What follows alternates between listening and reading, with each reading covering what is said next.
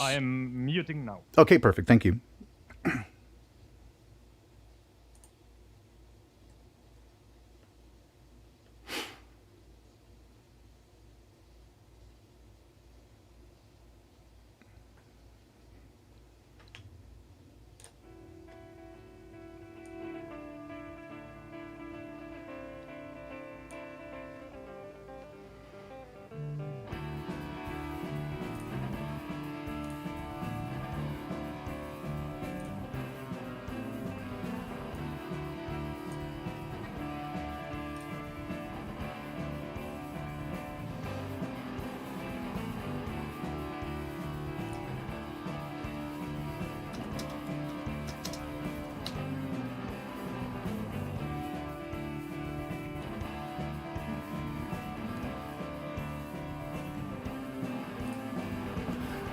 All right. Well, good morning, everybody, and thanks for playing along. It's always something, isn't it?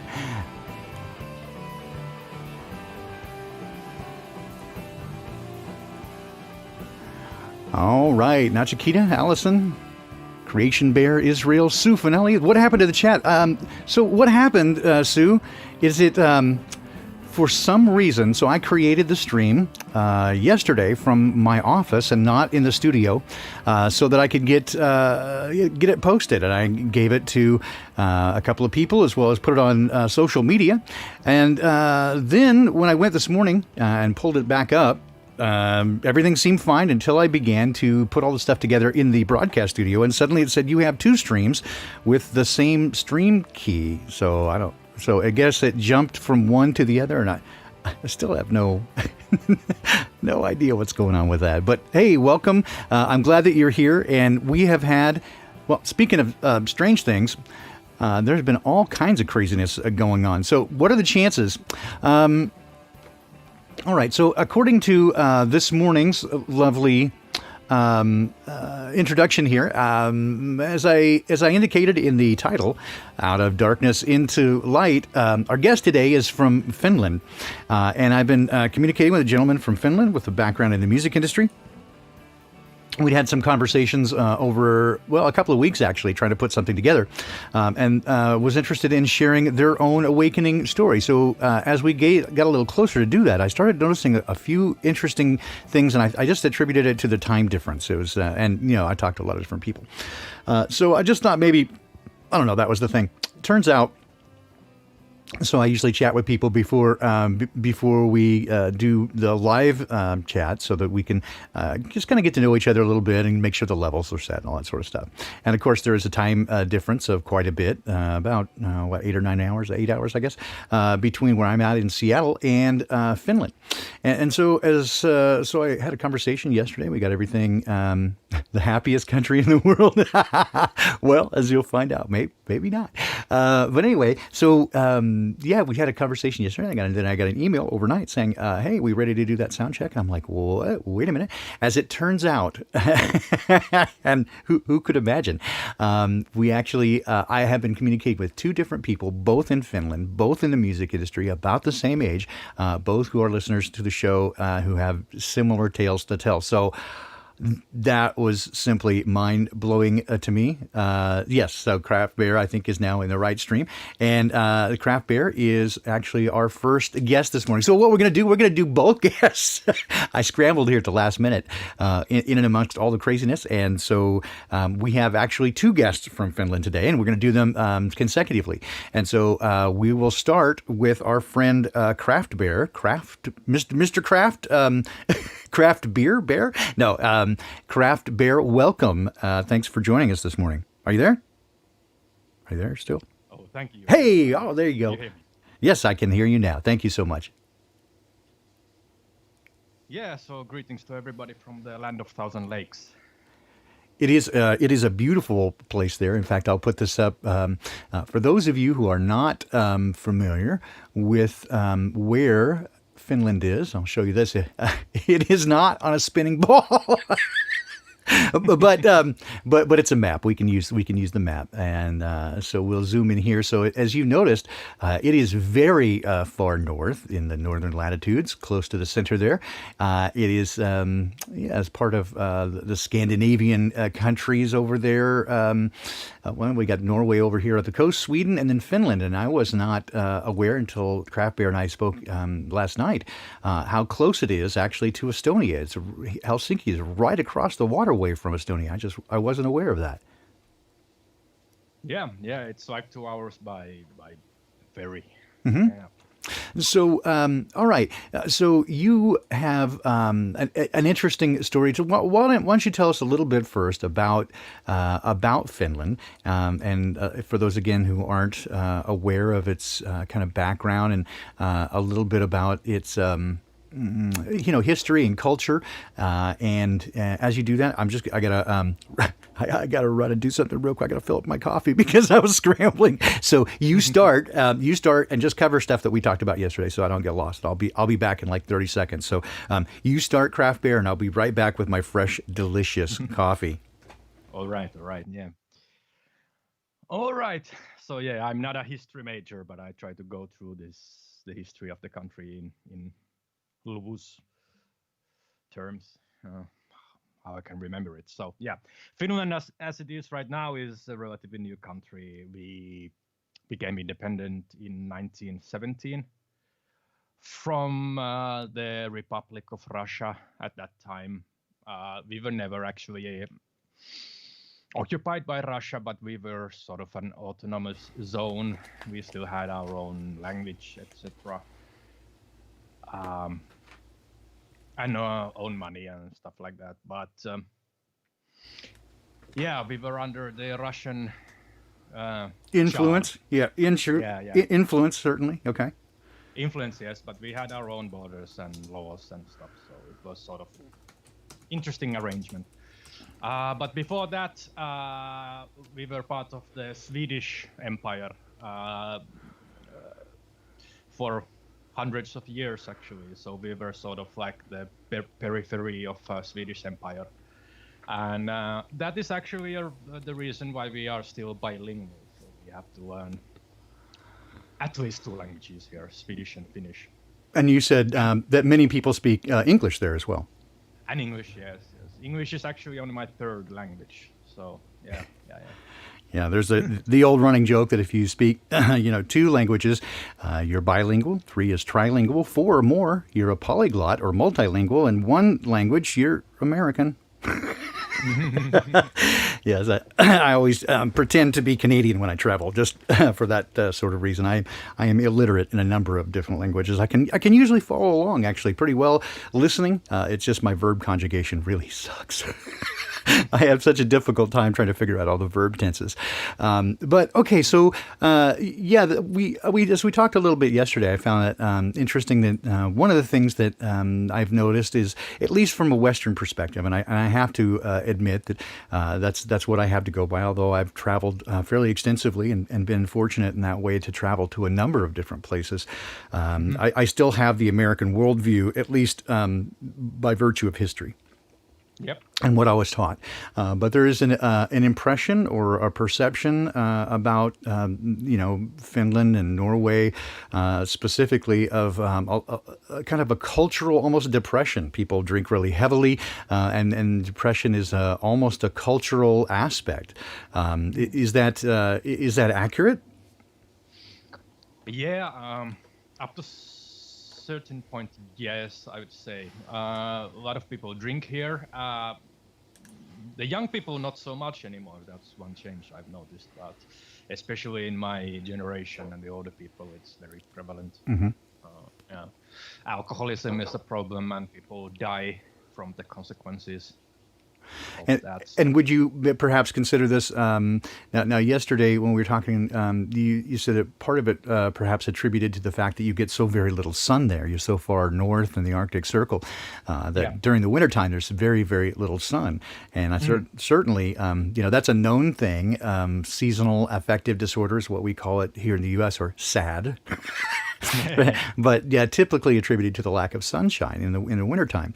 That's possible. Do you think for the young people it might have been somewhat mitigated by access to the internet, and they can sort of escape into a virtual world? It could be, yeah. I believe that the younger generation was born into a completely different environment, so it's very difficult to understand Yeah. what they are going through. Actually, yeah. Sure. And then, so for yourself, what tell us about your family growing up? Were your parents? Tell us about your family, your perceptions of it. Yeah. Okay, I was born in the early 80s into a sort of a Jesus hippie family. My parents were recently, I don't know, converted into Christianity. It was more of like a charismatic or Pentecostal type of Christianity. And is that fairly unusual in Finland? Not really. It was actually quite popular in the 70s. Okay. To join this kind of Christianity. I don't know why. There was some sort of Christian revival at the time, but it was for a few years, maybe 10 years, and then it started to fade after that. But I don't know. For me, it was normal. All of our friends were Christians of some sort, and all of the whole family and the extended family and the friends and everything. It was in those circles. So for me, it was normal. So it's difficult to say like what was outside of that bubble. And so you didn't have there was no weirdness with friends or anything. You didn't have a lot of atheist friends who teased or anything like that.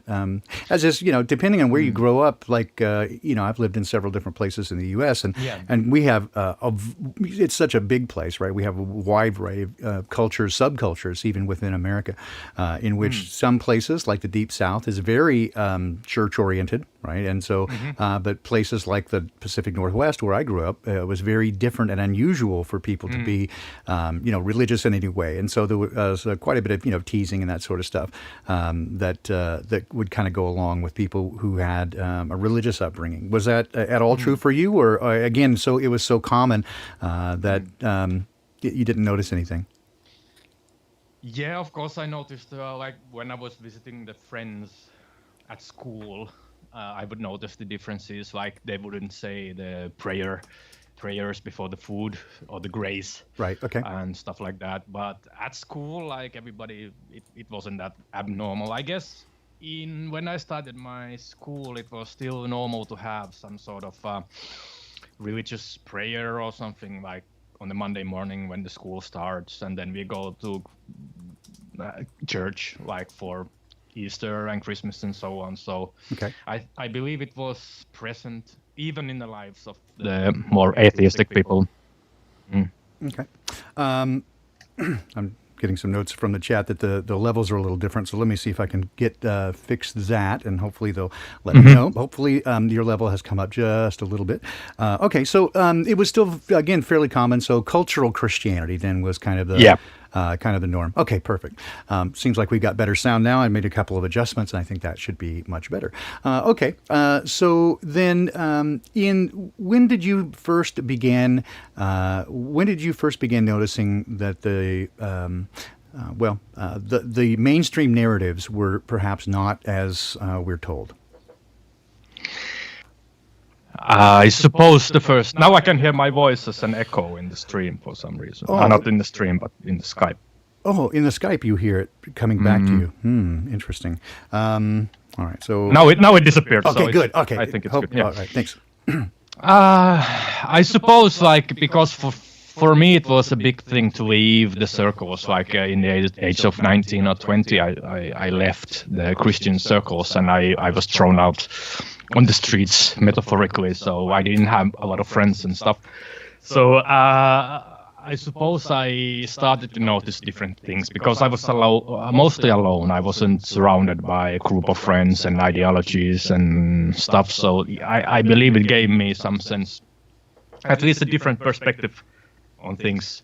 So I became very individualistic at that time. I had to cope with myself for many years, actually. So, but I believe that the first Well, it had to be the 9/11 for me, like the first massive thing. Like, because when you're how to say, like in the Christian family, you have that background. Of course, you are taught to believe in that the world is full of deceptions and demons and angels and stuff like that. So I always had that in my mind, that there might be something behind all of this, something maybe evil or something that we cannot see, unseen hand at least. Sure. Okay. Yeah.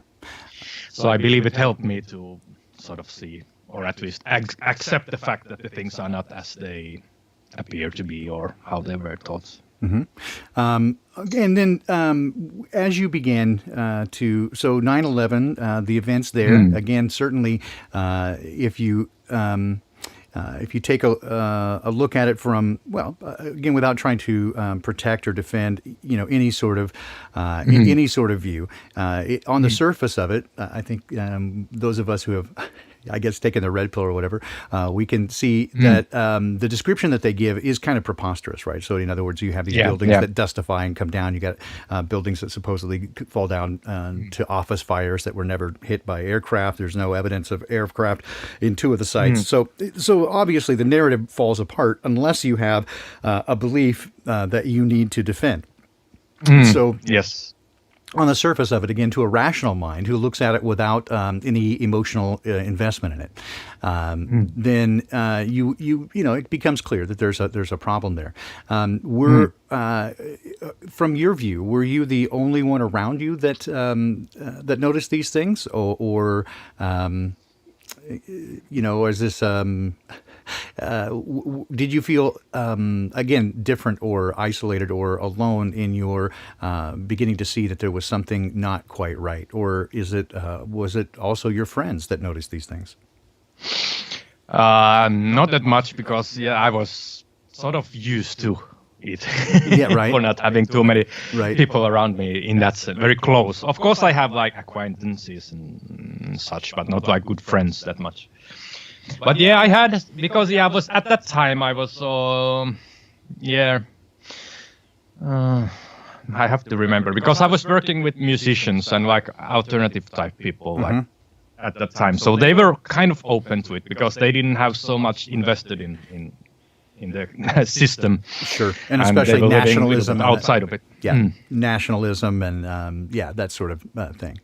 Yeah. So they were already alternative thinkers at that time. Like, it changed later, but at that time people were open for conspiracies, and at least the friends that I was hanging out with at that time. But it didn't happen exactly at 2001. Sure. It happened later, maybe 6 years, 5 years after that, something like that. So it took time for me as well to actually start to think about it, because nobody questioned it at the time. I think I saw it live on TV. I can still remember it. I saw it live on TV. Nobody really questioned it at that time, but it came a few years later, I think. Yeah, it did. It did happen as well. That I think many people were so shocked by it, right? It is certainly proven that those who are in a state of shock or fear, right, is another way to keep the sort of people off their balance, so to speak, and so they're much more easy to convince of different things, or to the power of suggestion is really effective when people are in an altered state of consciousness, whether that is again an alpha wave state, or if they're confused, if they're afraid, or in this case shock. It was certainly a shocking sight. I did see it live as well. So probably then about 2006, 2007, somewhere around there is when you first began to notice. And then what happened thereafter? Did you start chasing down other quote-unquote conspiracy ideas, or did it sort of open the floodgates to the idea that maybe all is not as it seems? Yeah, I started it. It was after 2006. I started to, my parents had friends actually in the Christian community that were sort of conspiracy theorists. So I got some books from them. Of course, they all were handling the things from the Christian perspective, and they all had this sort of eschatological how do you say, immanentation of the eschaton. Sure, exactly. And for type of idea, right? And for those in the chat who may not know that language, right? Eschatology, basically the study of end times things, the understanding of the last things is basically how that translates to. So, many people in the Christian community are always looking, of course, for the revelation to be fulfilled, or that sort of prophetic end of times events. So they saw it. They saw it in that perspective, which again, not unusual for Christians. Maybe Jesus will come back now, so they were more of excited about stuff like that. It was sort of weird for me, but I sort of understand it now, like afterwards. Yeah. But at that time I started to listen to people like Alan Watts and Terence McKenna and people like that actually from the YouTube. You know, those started to be uploaded to the YouTube. So I started to listen to these, and from these, like, you started to get all these like recommendations and suggestions to other people like them. Right. At that time, YouTube still gave. It did. Yeah, that's how I came to know many of the people that I know now. Is from the early days when YouTube actually suggested similar things. Of course, we know that they don't now. Not that much, no. They want to give Neil deGrasse Tyson afterwards. Exactly. When I'm listening to Crow or something. So So at that time it was different, and then I found out this guy called Bill Donahue. I don't know. Some people might know him from the hiddenmeanings.com. And he was sort of like a weird guy in a basement teaching about Christian mysticism and esoteric stuff from the biblical view. And he was really interesting guy. Like he made these like videos from the 90s, like VHS tapes, right, that he started to upload to the internet around 2008 or something like that. And it became a phenomenon at that time. I don't know if anybody in the chat remembers him. He's still alive, I think, and he's working somewhere in the States. I've seen some of his work, and as you said, he's an interesting character. You know, I mean, very good. Yeah. And I've never seen anybody talking about like secret teachings of the Bible and joking at the same time. So it was very good. Very interesting combination. Well, hey, I do, so I don't know. Yeah. It's good. That's maybe one thing why I like to listen to this show. So awesome. Thank you for that. Thank you. So he was teaching about all this stuff and meditation and everything. So I guess like he opened me for new ideas as well. And then David Icke and all these people came afterwards. Yep. And there's certainly a wide variety again of content, and I think as I am often want to say, right, that good discernment is necessary, because they're all going to give you some, and I mean I know that many people will claim each of the names that you mentioned, they'll go controlled opposition or shill or that sort of stuff, and especially I mean in all fairness and to be honest, I listened to Alex Jones even for a while, and that was probably 2008, 2009, something like that. And I had been a huge fan of Art Bell, right, back in the day. So 1992, 93, all the way going back to his overnight shows. So again, you find information where you can get it, and it all kind of leads you in different directions. But certainly, again, as you begin to develop discernment, you kind of understand where things are going. So what sort of, so you mentioned David Icke, so what sort of things did you begin to take a look at and to understand? Was there anything in particular that stood out to you as being particularly relevant or interesting or, groundbreaking? I believe for me it was the UFOs and the aliens, actually. I have always been interested in that, so I was really interested in hearing all the theories about these type of. You're not the only one. It's fascinating, right? It is fascinating. It is, yeah. And then like all these theories about like what's the name, Sitchin. Alexander Sitchin and all that. Yeah. And that sort of stuff. It was really interesting because it combined all the biblical stuff and all the Sumerian texts and all these old texts like Book of Enoch and all those.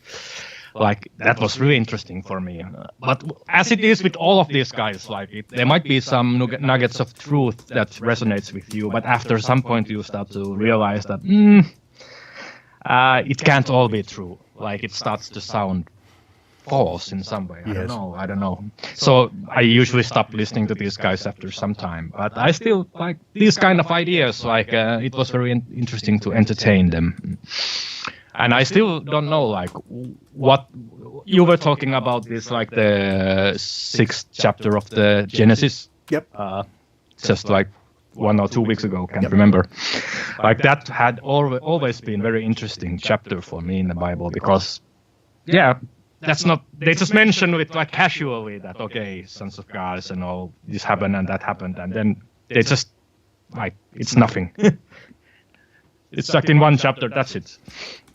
So it gives room for all these theories, and it's very good for the imagination, at least. Absolutely. And again, if you do have access and you begin to start looking in these different places, like the Book of Enoch, right, then you see quite a bit more. It fills in some of those gaps. And as Wayne and I had mentioned, it is fascinating how some of these things get outlined, but there is so much in so little time period, right? From between Genesis 1 and Genesis 6 is probably 2,500 years or more.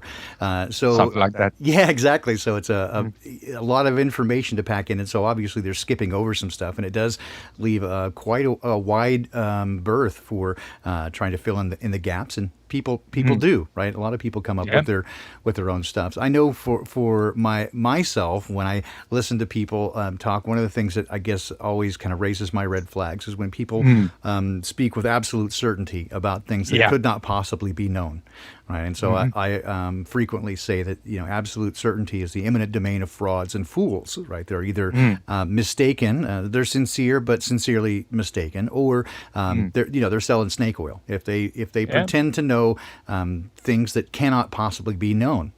Even like the scientism religion, right? Which is like yes, 13 billion years ago, we settled science. Okay.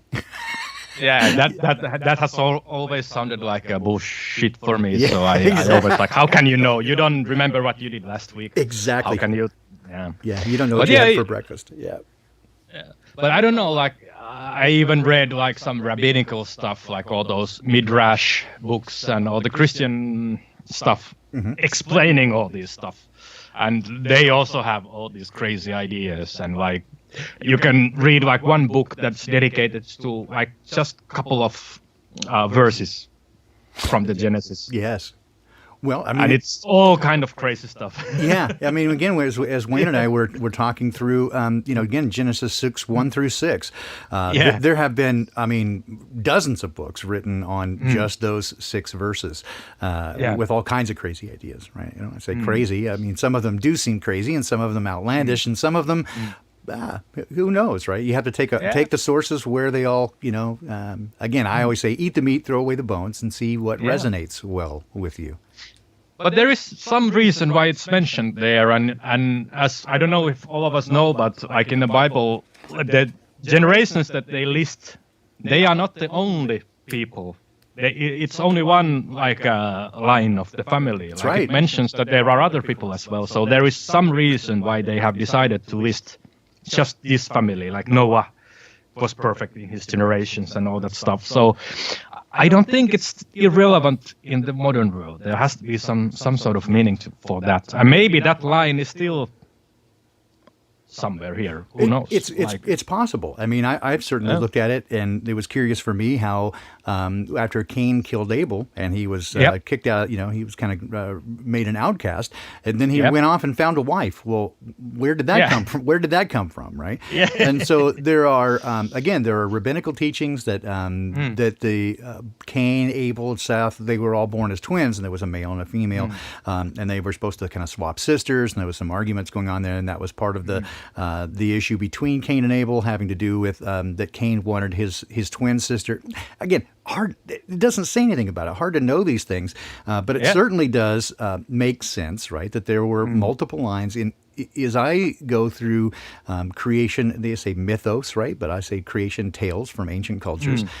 Several of them indicate a variety of like multiple creations. Like over here, this guy was made out of dirt, and he was made from clay, and this guy was made from tree, and this guy was made from corn. That's the Mayan tale, right? And these guys were made from rock.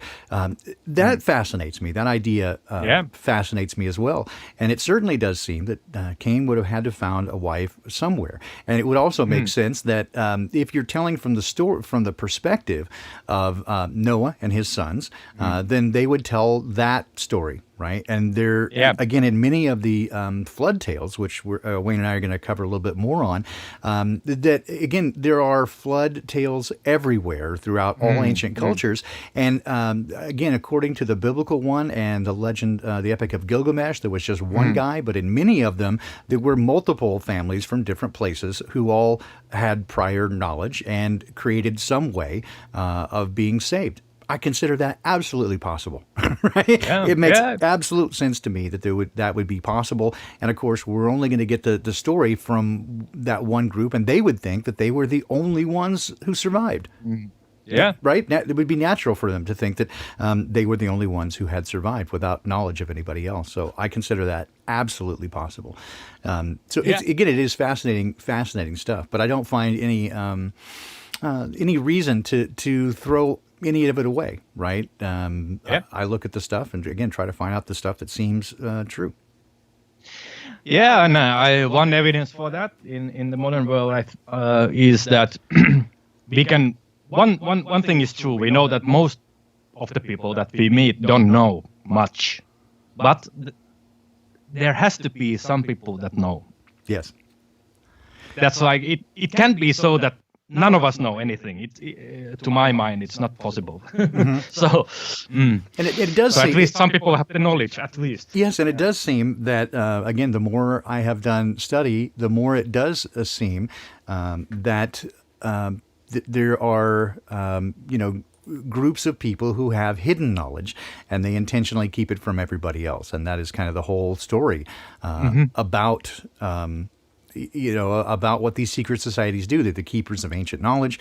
They're in almost every ancient tale. There is, again, the priests or some group of people who keep for themselves knowledge from, quote, the profane, or keep it out of the public hands. And over time, it becomes more and more obvious that they are intentionally hiding it and misleading people about everything. Right, they go from just keeping the sacred text to keeping people in the dark.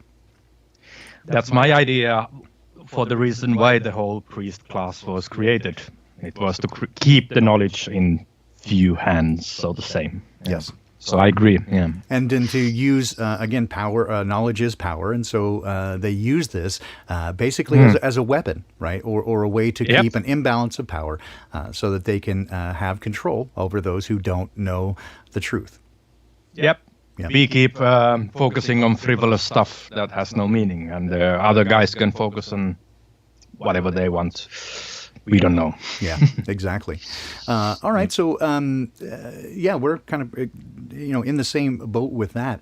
As you begin going down these deeper rabbit holes, did you again? You were at one time involved in the music industry. Yep. You were a producer. Is that right? Or did concert promotion? What aspect? Yeah, well, I was mostly working as a DJ and live musician, as a guitarist in a background bands and so on, promoting events. But in the later years, I also became a producer. So I produced a couple of tracks that were not like super popular, but like they got some attention. Cool. But that ended at some point because like the politics of the music industry were getting a little weird. Yeah, all the LGBT thing and all the push for all these weird ideologies came at some point. Yep, absolutely. So I couldn't go down with that. I wasn't down with that, so I couldn't. Yeah, I distanced myself a little bit from the world. Yeah, as we discussed, yesterday, I had a similar experience in that. I was working for quite a while as a in manufacturing for companies that make the equipment, and I basically kind of left the industry and sort of got blacklisted a little bit because I would not lie, and that made a very difficult situation when you're working, especially in the marketing segment for manufacturers. It seems like it would be in everybody's advantageous situation to be honest and to tell the truth, but no. If you're not willing to be disingenuous, you can't do the job. So again, that just didn't go well with me. So I found a different way. But yeah, I can certainly understand being in the production end and being pushed to put out these different narratives that if you're not comfortable with it, you just can't go. How long ago was that, Mr. Kraft? I think like 7 years ago, I left the industry. 6 years ago. Yeah. Okay. 2000. Yeah. Okay. So before that, I was almost 100% making my living with the music industry one way or another. Yeah, I always have. Again, back to those oaths we take as youngsters, and I had made an oath when I turned down a scholarship to law school through the military. Yeah, to be a musician. Had just gotten signed with a major label, and so thought I was going to really do something. I didn't want to look back at my life and think what might have been. So I turned it down. Didn't make my parents very very happy with me. So I took an oath. I said, well, you watch. I'll make my living from this industry one way or another, and I have in one fashion or another. But it's been feast or famine. I'll say that for sure. It is interesting that pretty much everybody I've ever met and knew well enough to know has at some point or another in their life, usually as a teen, and usually in a state of anger or as a reaction to something, takes a vow. I'll never do this. I'll never be like that. I will always this. And the remainder of their adult life is basically ruled by an angry teenager. It's kind of scary if you think about it, but it's interesting that happens. We take these oaths and keep them, but never. Not Chiquita says I made the right decision. I think so. I think so. That I did. There are times that I wonder. I certainly would have made a lot more money, but I would probably have spent. Even if I went the direct path that they were offering, which is, JAG Corps, I would have probably spent my time putting people in jail for, falling asleep at guard duty. But what they really had in mind was intelligence community. And that, I don't think you retire from that. Yeah. I think they have different ideas about what happens there. So enough of that nonsense. All right. So so when you left the music industry, so can I ask, without giving too much away, kind of what profession that you do? At the moment. I work as a consultant. I do finance and IT stuff and that sort of things. Yep, I do. I work as a consultant as well. So yeah. Not maybe I can consult with you about finance because I've always had an awkward relationship with money. It just I don't need a pile of it, right? I just need enough to be comfortable and not starve or be homeless. Other than that, I prefer to give it away.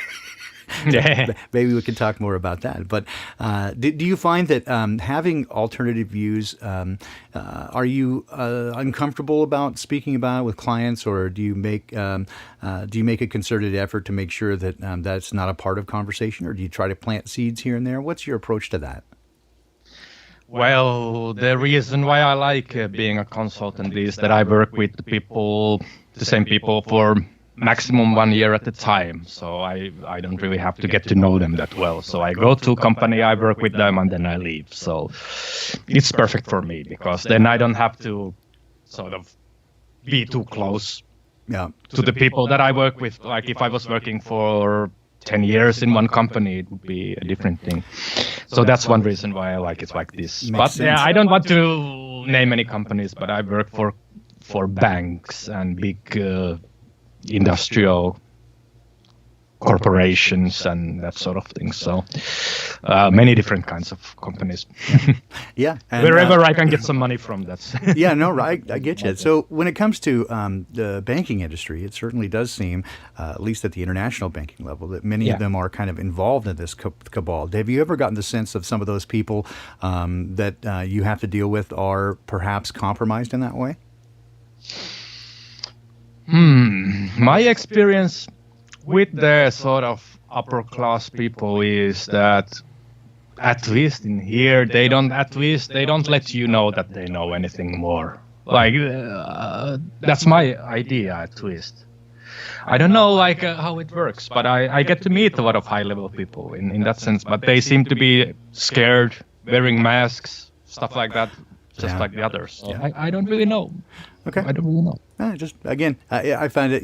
I'm always going to ask these questions. I'm always curious about stuff.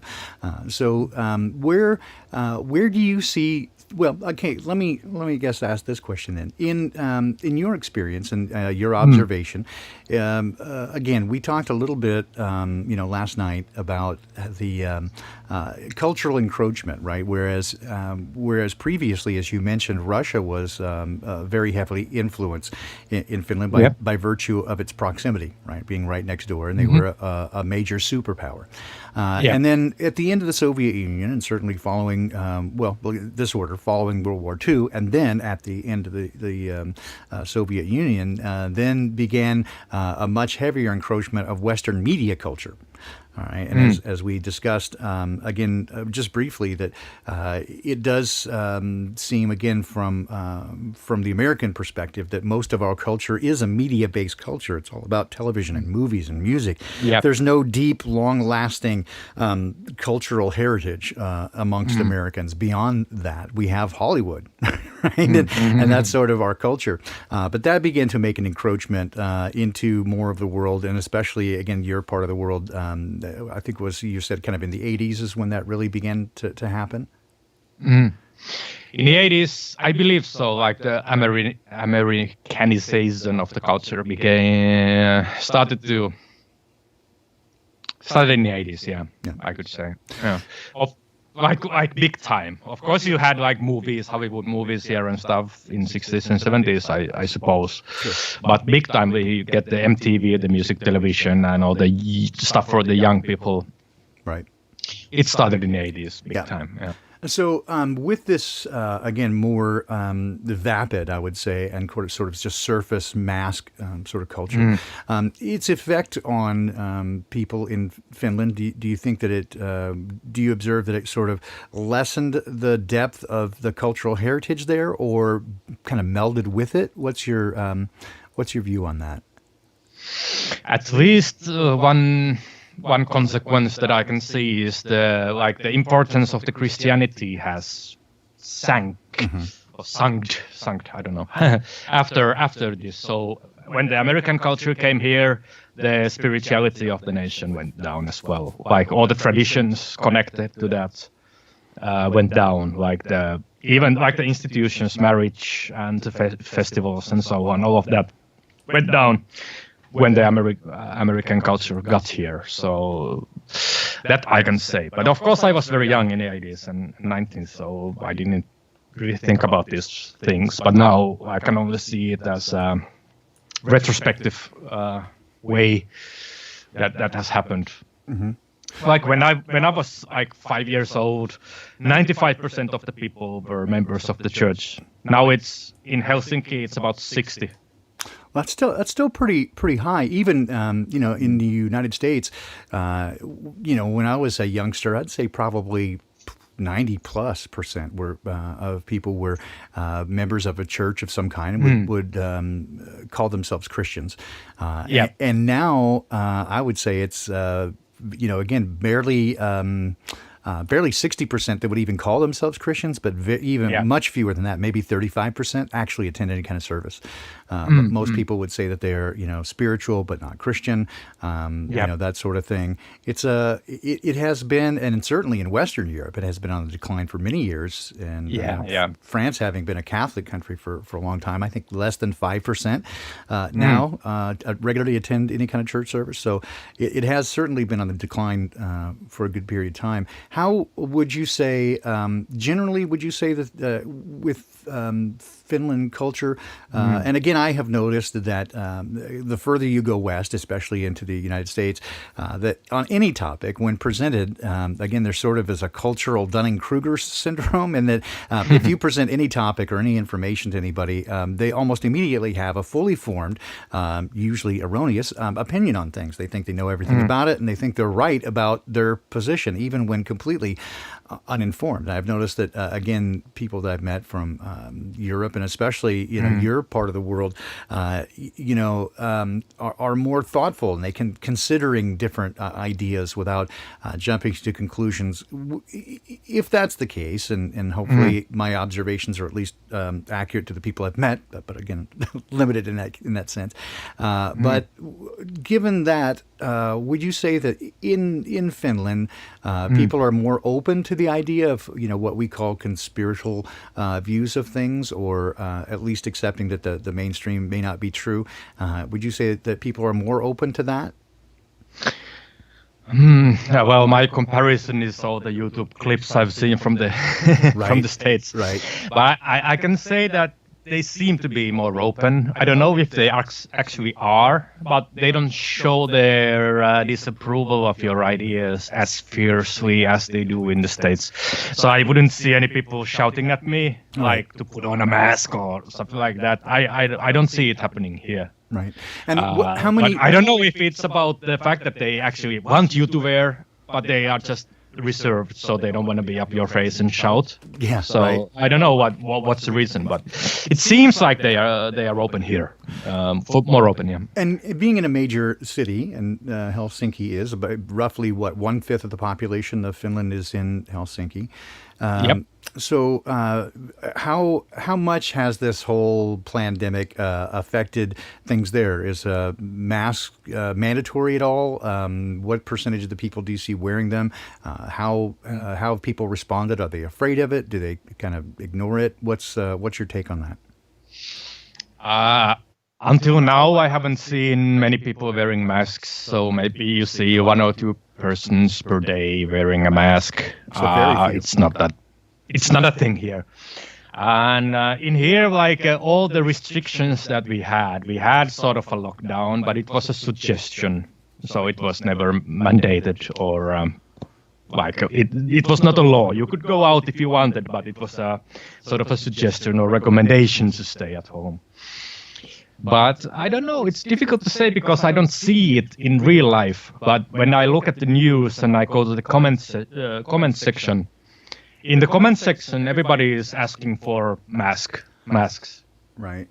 But I don't see it in real life. I never seen anybody really wearing them or ask for them, but only online. Well, again, would you then say that is consistent with what many of us have seen? Is that what we see in the news and what we see in real life differ wildly? Again, we're told that the hospitals are full; that they're like war zones, right? But if you go to the hospital, there's crickets. There's nobody there.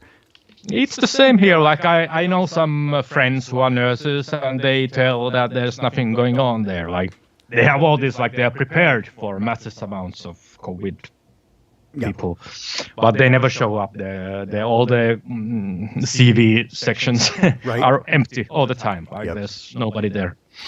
Yeah, and they think, and that each of the ones that I've talked to that work in healthcare, they think that they're somehow the anomaly. Right, that somebody else is taking care of them, but they're prepared, but they don't really have many cases. Yeah, that's interesting. And so I would suspect then, from what you've said, that when it comes to the more rural areas of Finland, that nobody's taking it, like nobody's dying, nobody's getting sick, nobody's wearing masks. They're pretty much ignoring it. Yeah, well, I haven't seen masks. There, of course, nobody's like. Maybe 1 or 2, but like there has been 326 deaths for CV recorded this year, and it's like 0.007% Right. of the population, so it's not remarkable. And would that also be likely, like it is almost everywhere else, that those are people who presumably died with, not died of the illness? Yes, that they. Yeah, most of them are old, like 80 years old or something like that. So Yeah, they have and some other underlying or comorbid condition, but they Yep. get chalked up as a COVID death because they show antibodies. yeah. But now, like, I don't know, everybody's preparing for the second wave now. Like it's the same stuff starting again here. I don't know. I don't really understand why. Yeah, and that always There's no logical. There's no data. Yeah. There's nothing that should make you worried. Exactly. So The science is certainly not behind it, but it does get me concerned a little bit in that when they keep pressing for that, and the interview that I saw with Bill and Melinda Gates, supposedly to be them, right, announced as them. But anyway, the look of duping delight that they had on their face when they say the second wave will get their attention, and they both snickered. That gave me a moment of pause for concern. Like, I can certainly see, and I don't like making prognostications, but it certainly, I look at things, and it certainly would make me concerned that there might be an attempt to, again, try to discredit everyone who said that it's a hoax, it's fake, by actually then releasing something that actually does do a thing as part of their, quote, second wave, and go, see, we told you, all you people that didn't comply, we told you. I would never put something like that past them because they're psychopaths. Everything's possible. Yeah. But to me, it seems like it was on purpose. Like they wanted this message to go out so that the people who believe in that, they will get extra careful this time, and it could be only that as well. So it could be it's hard to say. Any number of things. Just like we went through on Secrets of Saturn the other night, looking at that explosion in Beirut. Again, I hesitate to speculate on who did what. When only I could just tell you from what I saw is absolutely not what the media says it is. Right? I can just tell you my experience with explosives says, well, it could be a number of things, but it's not what they're saying it is. And in sort of the same way that I look at the cosmology of where we live, I can't say for certain, that it's a flat plane, but it appears to be, and I can tell you for sure that the story they're telling about the heliocentric model cannot be, because it defies the laws of physics, and their stories are nonsense, right? So that's my position. Is I call myself a geometric agnostic, and that I don't know for sure what it is, but I know for sure what it's not. Yeah. I have the same. Like the only thing I can say that it's probably not a ball in space spinning around. So I don't know if it's flat either. Because I don't have any proof for that except my own perceptions. Exactly. But if we trust our But I would perception- say la terra è ferma. I can agree with that because it seems to be like that. But I don't know if there's any proof. Like I don't know. Yeah, exactly. And So, I have often said when it comes to some of these things, right? It's not what you know; it's what you can prove. And so I just kind of go. I don't like to make positive claims except for what can be proven. I can suggest things or say I can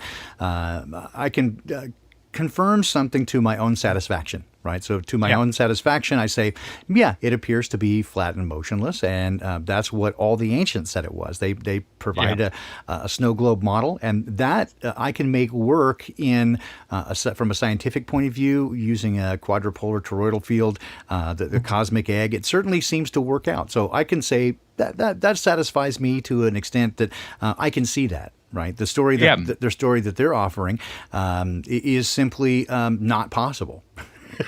Right, and they keep lying about it, right? Because every time they talk, you can catch them in a lie, and so to that extent, in the same way that I look at media, I can say I don't necessarily know what the truth is, but I know what they're saying is a lie, and I can kind of pick it up that way.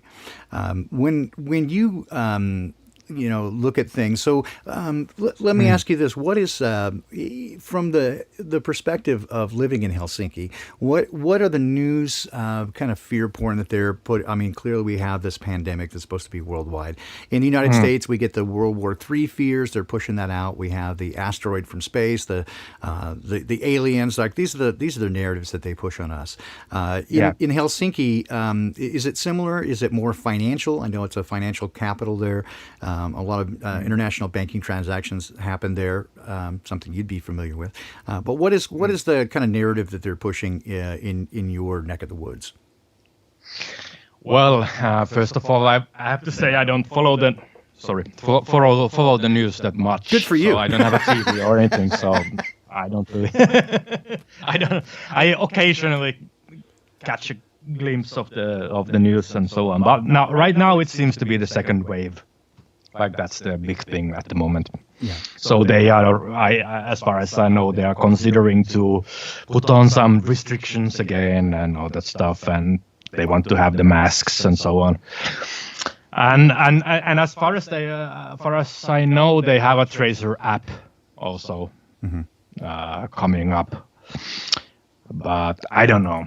I don't pay much attention to it. I live my life normally anyway, so to me, of course it sucks, like if all the festivals or the concerts and I cannot meet people anymore, if that's all cancelled, of course it sucks. But it's out of my control. I can't do much about it. So because I've started now a podcast. I want to interview people, but I always want to do it in person, face to face. Because I hate the delay in Skype and all that stuff, because it takes something out of the conversation. No, I agree. Although, again, for what we're doing, right? So we have, of course, the international travel would be difficult. Yeah. And we've both chosen, at least at this point, not to put our face on camera. Me, because, I don't have any clothes on, so I don't think anybody needs to see that. I've taken a little bit of heat going, oh, you're a nudist. I'm like, no, I don't go outside. What if I told you that you forgot the camera on? Oh dear. Well, then I'd say you've gotten to know me better than you anticipated. I'll say that, Mr. Kraft, for sure. But it's not. Yes.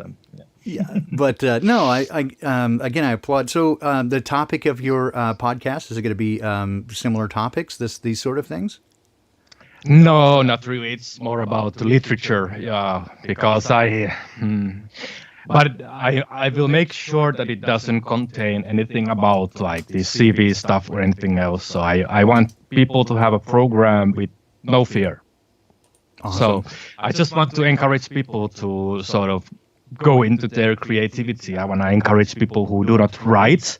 I want them to go into writing, especially in Finnish, because it's dear for me. So that's the point. I want to interview people, artists, writers, authors of types, and tell their stories to be an inspiration. Are you concerned about with the encroachment of Western media culture that Finnish is, I don't want to make a pun here, Finnish, that it could be a lost language at some time, that less people would be speaking it, and that its integrity as a language would somehow be compromised? Yeah, it's always a possibility, but I come from a family that's working with the publication of the Finnish books and stuff. So it seems like the books are selling well, and it's not dying, it's not going anywhere. But of course, it depends on the younger generation, like what they want to do, what they feel is important. So, and the young generation is all digital. Yeah. I don't know if they read like these physical books that much. I have a lot of physical books and I love them, and I buy them very often, like as much as I can, Yes. So, especially the old ones. I have so like many books, and unfortunately, having moved a great deal, I didn't want to, but so many of them are still packed away, right? I have to kind of go, I have them sorted, and so I open a box and I try to sort through it, and I go, oh, I love this book. I love the smell of books. I love the feel of it. I love books. I'm a bibliophile for sure. Have you, are you a published author? Have you written anything? I haven't yet, but the one idea, like I'm sneaky guy, so I'm doing this podcast in order to learn myself as well. So Beautiful. No, I I love do it. have a book in the making, but I need some skills to finish it. So, I, you're very well spoken and again thoughtful. So I would consider that anything that you wrote, as long as it was translated into English, I would be interested in. I know that Finnish, from my understanding, is one of the more difficult languages to learn if you didn't grow up in it. That it is. Yeah, it is a challenging language for those again who did not have a background in it. What I guess I have my ideas, but what would you attribute that? What makes Finnish so different from other languages? Well, for one, we don't have any genders in the language, so we only have one he, and it refers to both women and female. So it's a strange concept for many.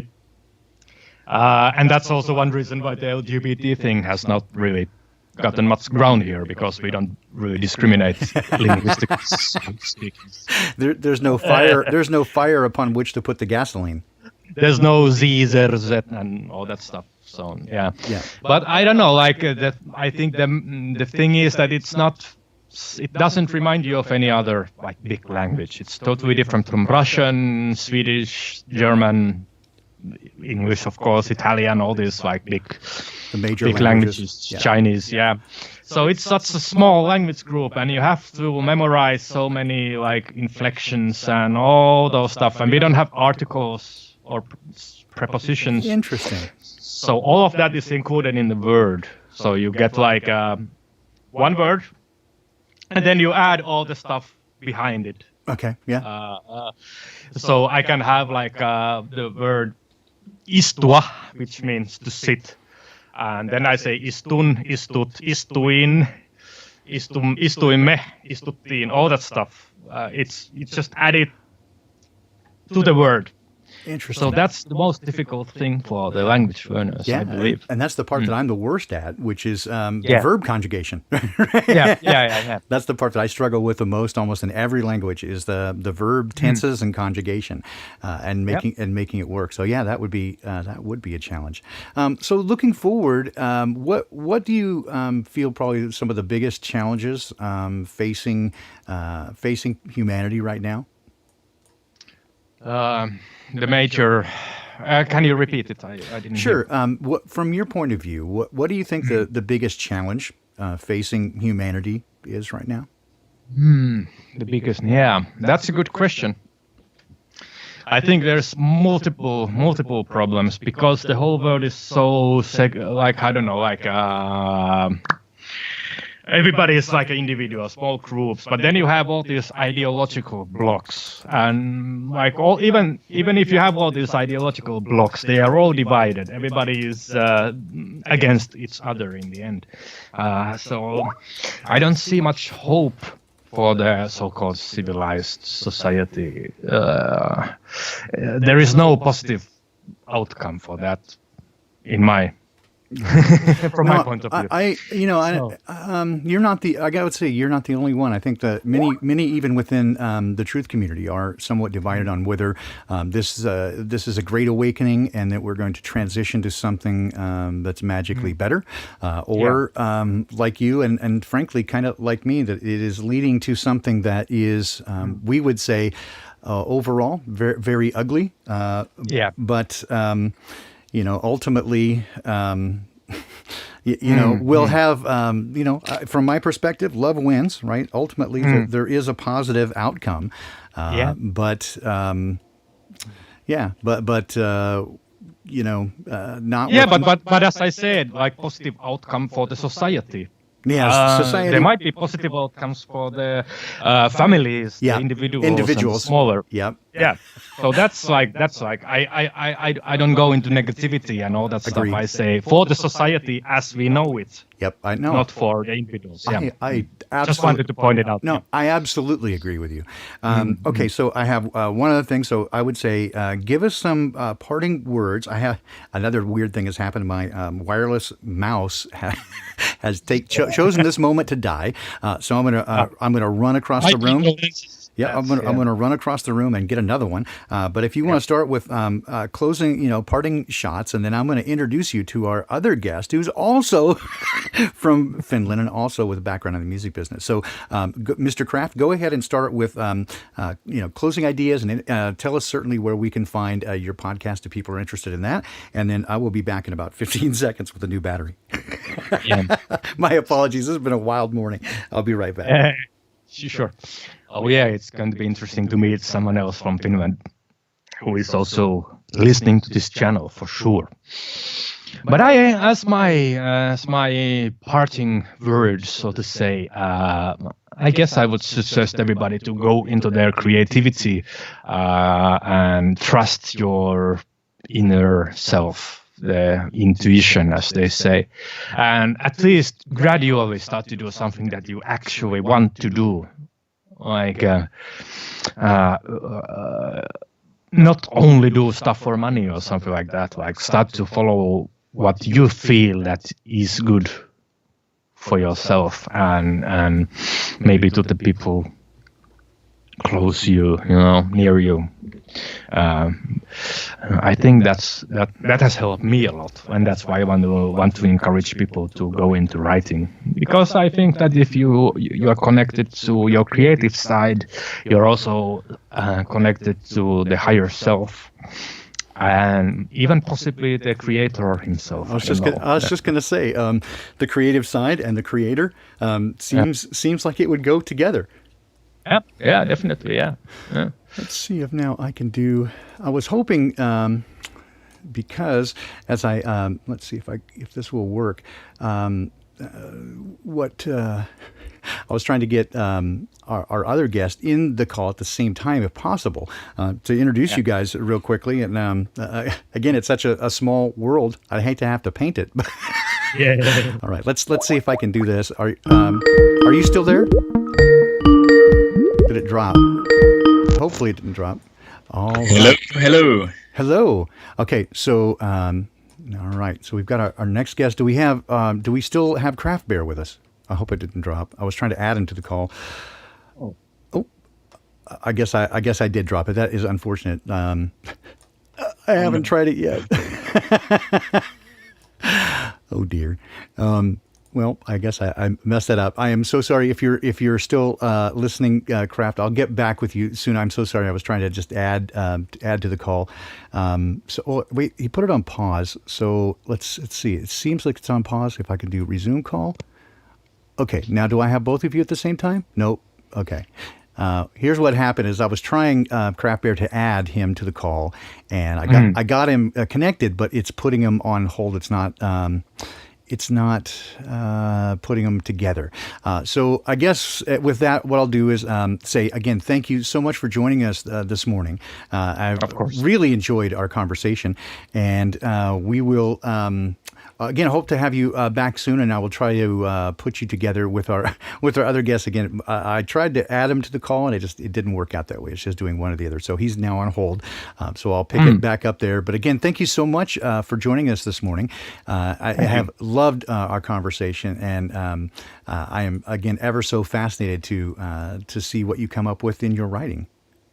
Yeah, thank you, and likewise, it was a really nice experience. And awesome. Talk to you again soon. Hey, thank you so much. Appreciate it. Thank you. All right, so we'll come back over here to let's see. Hopefully, I'll come back over here. This has all gone so crazy. All right, so now back over here, and like that. Hello. Okay. All right. Are we back? We are back. Okay. Perfect. Oh, it has been such a crazy morning. So yes, I apologize to our listeners. I apologize to everybody. It has been nuts. So again, here's what happened: is our current guest, and again, remind me how to say your name, because I nailed it earlier, and then now it's been a little bit of time. So hit me again with that. Okay, so Nkenge. Nkenge, that's right. Because I was going to say, ginger or ganja. By the way, I wanted to make sure that that there's no echo. Is everyone hearing us well? Because I muted the live stream, but everything else is just normal. So I hear you fine. Hopefully our Hopefully our guests or our listeners can hear just fine. But for me, you're coming in perfect. All right. All Great. right. So again, for our listeners, here's what happens is both Nkenge and Craft Bear have background in the music industry, both from Finland. We both started talking about the same time about having them as a guest, and so and also you had changed your email address from the first few times we started talking until later, and so I had sort of put him to put you guys together as the same person. I'm so sorry because the information again was so close. It just and it wasn't until last night that I actually realized what was going on, and so thankfully you were able to still come and join us. So thank you so much for that. No problem. Happy to be here. Really happy to be here. And it was really interesting also to hear the other guests. So he got to introduce Finland to you guys, and I'll try to add on top of that, and also especially tell my own experience and my take on how I got to this point right now talking to you. Beautiful. I'm so delighted. Okay, so all right, so Craft is in Helsinki, and you are not. You're in a little bit more rural. So tell us a little bit about where you're at and your background and how you got there, and let's get to know you, my friend. All right. So I've lived also in Helsinki. That's like the place to be if you live in Finland. If you live like in the southern part of Finland. Right now I live like 2 hours away from Helsinki. It's I think the third or second largest biggest city in Finland. So it's not that rural. It's actually quite actually the city I'm living in right now, it's the first city in Finland that launched 5G and smart cities. So it's quite it has a university. So university cities usually in Finland are quite and what's the name of the city again? Tampere. Okay. Now, yeah. You can actually see from the map I saw it when you were scrolling. Yep, I see it right now. I'm zooming into it right now, so the people can see it and then see it in relation to Helsinki. You can see the difference there. It's a nice roadway, and there it is right there. Oh, it looks like a beautiful place.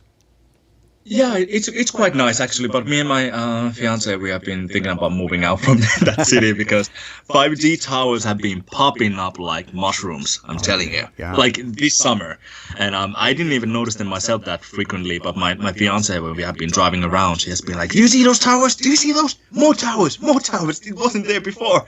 And I'd be like, "Whoa." I do find it fascinating that they began rolling it out here in Seattle immediately after the lockdowns. So as soon as they started the lockdowns, they immediately started putting them out. I found that very suspicious. Exactly. It's so weird because you would think that during a crisis, you wouldn't be focusing on that thing specifically, like putting some new technology. But that has been seems like the first priority right now to put those 5G mushrooms everywhere. And people don't question. People don't even notice it. And I'm not even shocked why they don't notice it, because they don't even notice the chemtrails. So, which is quite evident if you watch them, how they spray around. And anyway, but I digress. That's another topic. But going to me, your question was about my background. Yeah. So I was born here in Finland, and I've been moving around quite a bit with my family when I was a kid, and so I didn't ever really get to settle down anywhere. 5 years, 2 years there, 3 years there, 5 years there. So I've been constantly on a move, and as a child, that was quite stressful because it was hard for me to really want to put an effort, that big of an effort of building long-lasting relationships with friends, because I was constantly ready to go again. Right. So I think that had a big impact on me in a way that I learned to be by myself when I was a kid, and I thought a lot of things. I thought a lot of the meaning of life, and why am I here, and what is all these things around me. But I'm going to try to keep this story short. So my father passed away when I was I think 1.5 years old, a baby, a toddler.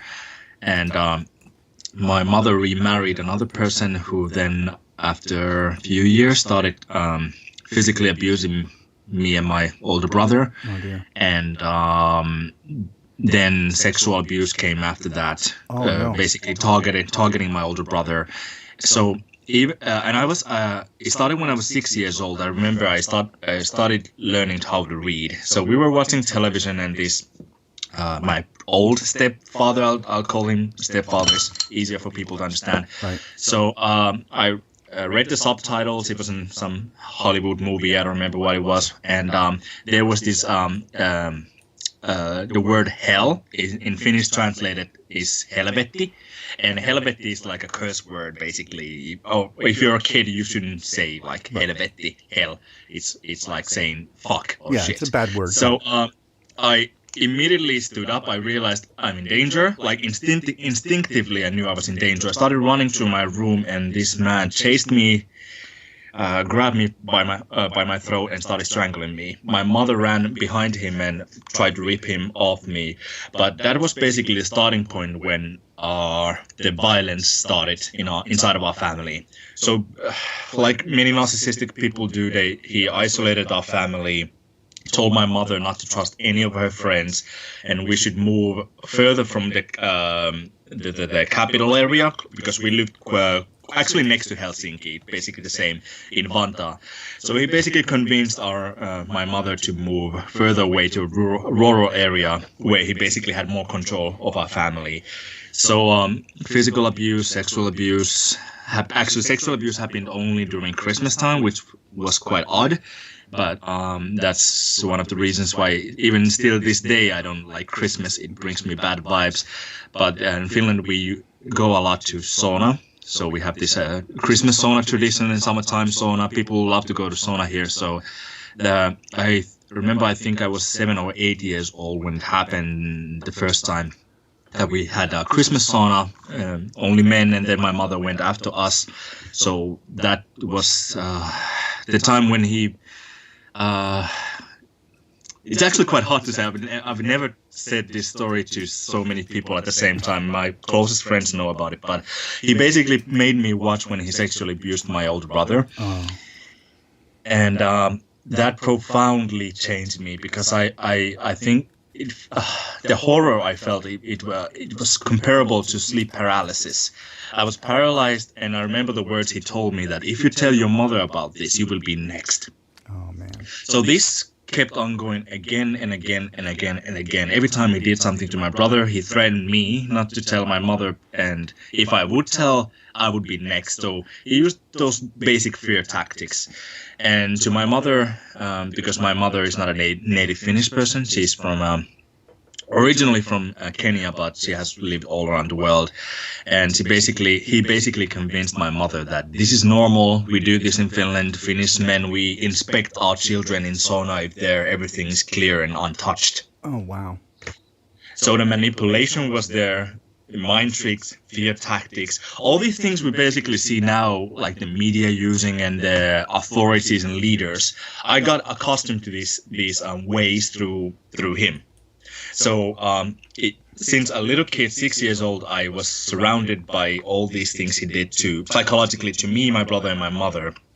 And I started to learn. Because it puts you to this survival mode. Yep. Someone's constantly harming you. So I didn't think as a child anymore. The way I started to think was, how can I survive? I'm going to go to the kitchen and he's there. I should talk to him with a lower tone, more respectful tone, to avoid conflict. So my main purpose every day at home was to avoid conflict.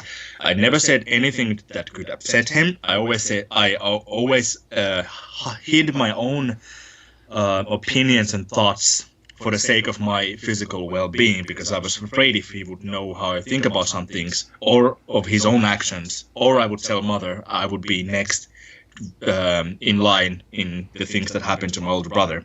And he used physical violence on me too, but the worst things happened to my older brother, and he used him as an example for me not to turn against him.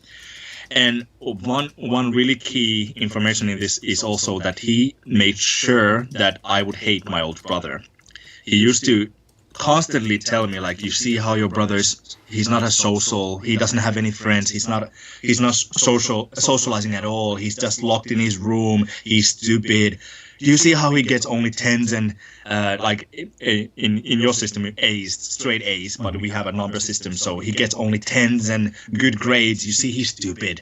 So he basically for months, years, he tried to find anything. Like if he had a small fight with my brother, he enjoyed it and he tried to fuel the fight.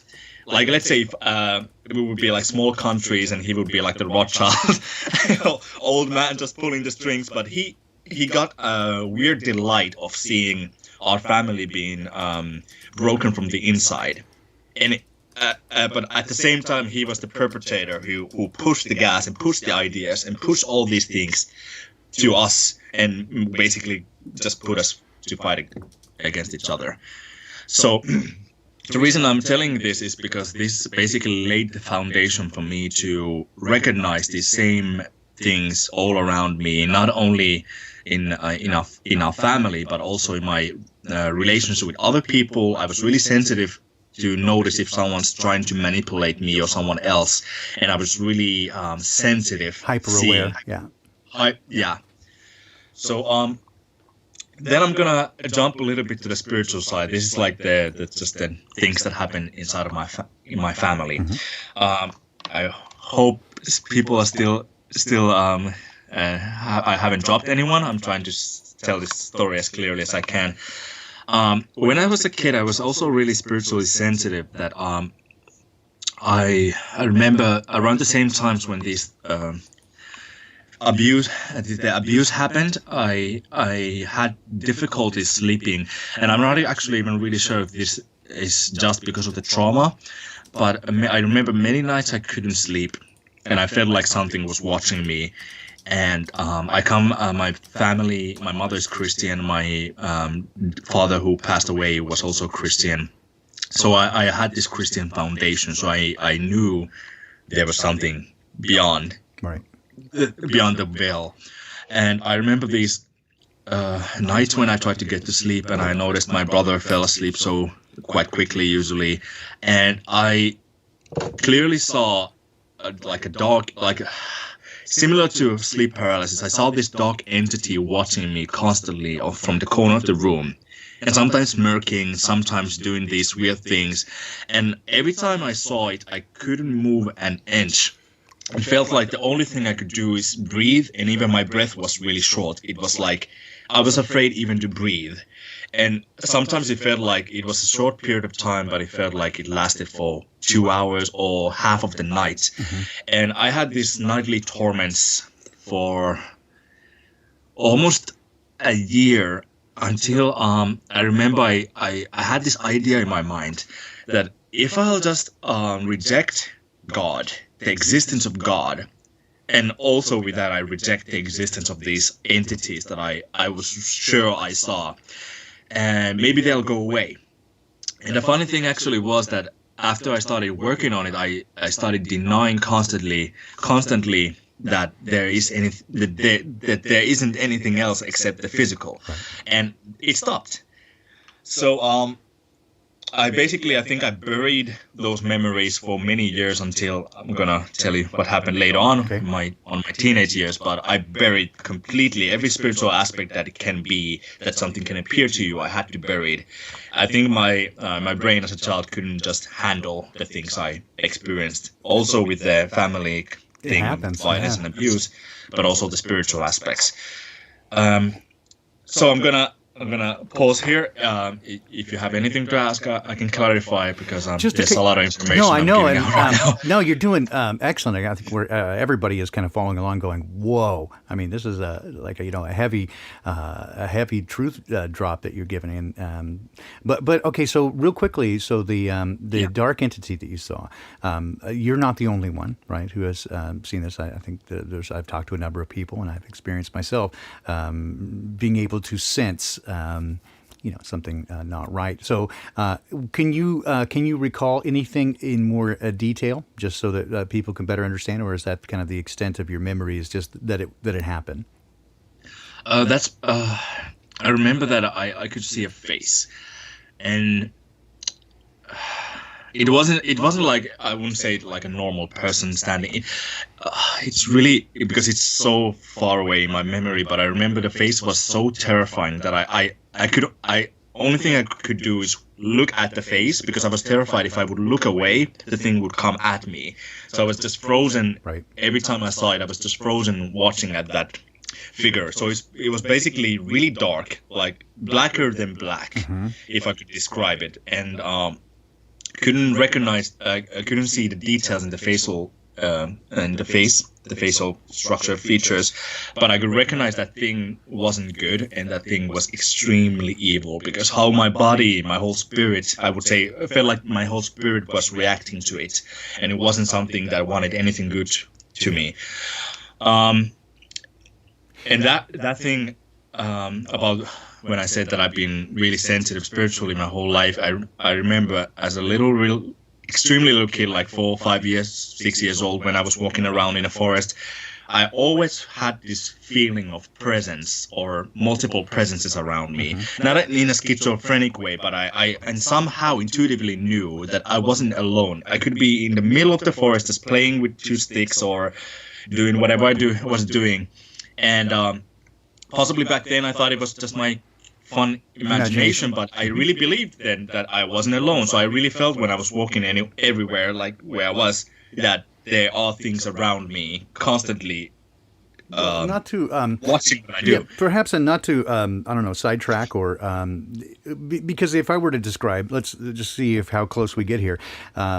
See if I were to describe sort of my experience in both of those. So I'll pick it up at that point and say yes, especially as a child, I could tell that they were there almost by the space that they should have taken up, but they didn't. Just because I couldn't see them doesn't mean I couldn't tell that they were there. In a similar way, like if I'm mixing music and I can close my eyes, if someone's in a room, I can tell exactly the space that they take up by the sound absorption of their body.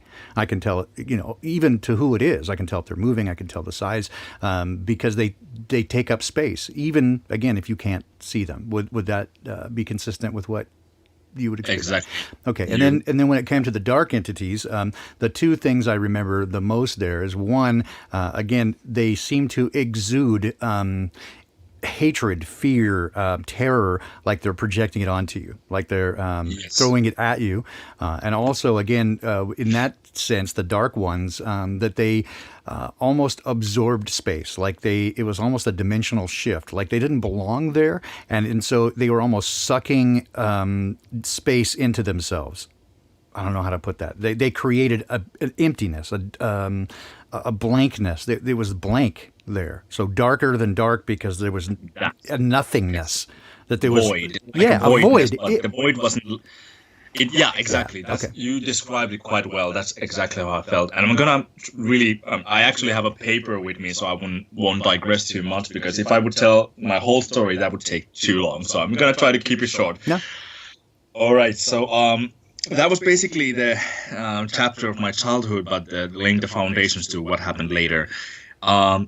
My mother wasn't really a churchgoer at all. She had this belief that you don't need to go to church to be with God.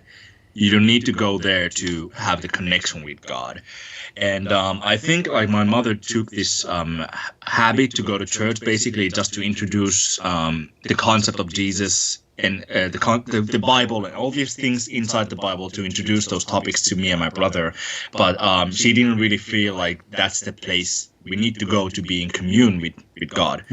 So that was actually a really, really good thing, I think, for me, that I didn't go too far away from my faith, but I just I kept the part of God, but everything else, Jesus, all the other things, I just threw out, because I felt that especially if I felt if I would believe in Jesus, those entities would come back, because I somehow noticed a correlation that if I tried to go deeper in my relationship with Jesus, and I did that frequently when I was a kid. I prayed a lot.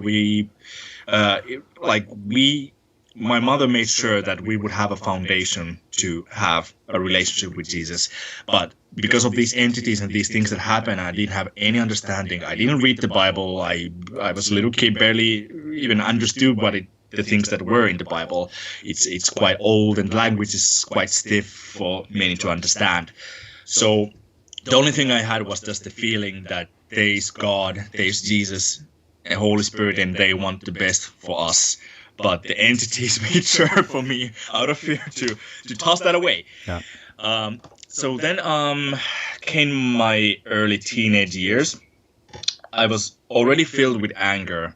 All the physical abuse, sexual abuse, mental abuse that came from him, and also dealing with racism. I'm gonna tell everyone I'm from a darker complexion, African heritage. So well, your mother being from Kenya, and that's why, again, I was a little surprised when you sent me the little video clip. I was like, I didn't expect that from Finland, but now we better understand. So there was. I was going to ask you about this, but again, I don't want to make it ever about that, right? So, but there is some racial prejudice in Finland because of that.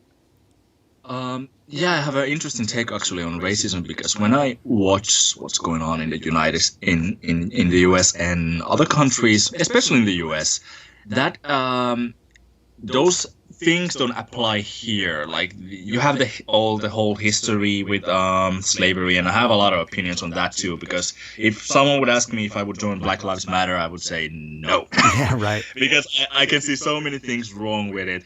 But and my experiences with racism are quite simple. It's just fear.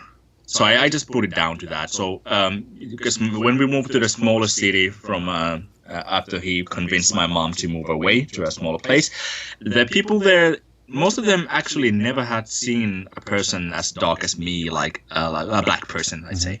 So there was a lot of fear. There was like curiosity from most, but then there was also the people who already feel bad and they have their own problems that projected their own fears and all these things to me. And I learned that quite fast actually, and I'm really happy about that, because living there, and we were the only black family in the whole city, so I had to have friends, and most of my friends still to this day, actually all of them are Caucasian, white. How do you want to say it? Oh, these words are so horrible, and I hate to use these words. Melanin challenged. I don't know. I mean, I'm hideously white, man. I don't Humans, people. I don't like these terms. I just see everyone as just people. People, but, yeah, me too. Yeah. And the more you talk, the more I just go, dude, we have so much in common. I mean, you wouldn't even believe. But anyway, I don't want to interrupt because I want to keep you going. But yeah, there is so much that I'm just like going, yeah, I know, dude. Oh yeah, I know. Exactly. I felt the same way when I've been listening to your live streams. I've been like, oh, I have to talk to him. Yeah, no, I'm so delighted. This is awesome. Okay, I'm just gonna go back to the point so people won't get bored with us hyping it out. So the racism, it also raised a lot of questions, because I was like, why are these people treating me so different just because of my skin color? I talk like them, I speak Finnish fluently because I was born here, of course, and only difference with me and the others were my skin color. So already delving inside my own anger and bad self-esteem and all these things that were the negative energy that was piling inside of me, my perception of how can I survive in the world, I started noticing it started getting more twisted. So what I mean by this is I didn't trust anyone anymore. Mm-hmm. I didn't see any way how I can trust people. Like the person who was supposed to be my stepfather sexually, physically abused us.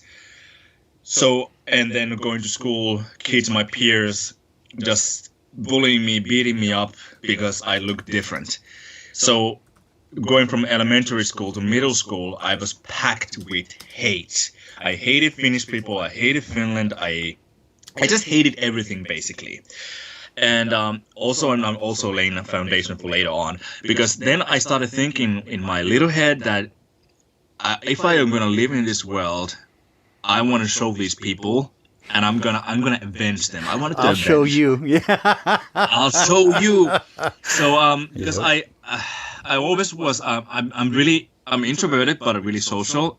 I think the social aspect comes from my curiosity. I've been always really curious about people. I always wanted to know what makes this person tick. Why does this person behave like this? So I remember even in elementary school, I used to verbally provoke my peers and to see how they would react to different things, because I just found it interesting. But then I started thinking, like, who are the people who are respected and influenced? And of course, I thought in my head, celebrities. Mm-hmm. Everyone loves the celebrities. Doesn't matter if you're a musician, actor, politician. I realized, like, I have to be a celebrity, but I didn't just want to be a celebrity. I wanted to have my own craft and perfect it. So a teacher back in elementary school told me to go to a casting agency and said, that you have a lot of potential, so go there and pursue your acting career. And I thought, like, okay, that actually could work. So I went to a casting agency, and after, I think, 3 years, they called me, and I went for an audition for a TV show in a big TV channel in Finland.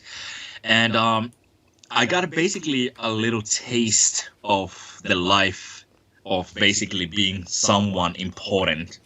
And it didn't really mean I was someone important, but I noticed that as a performer, and when there was all the cameras and sets, you were treated differently. You get the attention. And the more people knew you, you had this fame under you, the more people treated you like godlike in a way.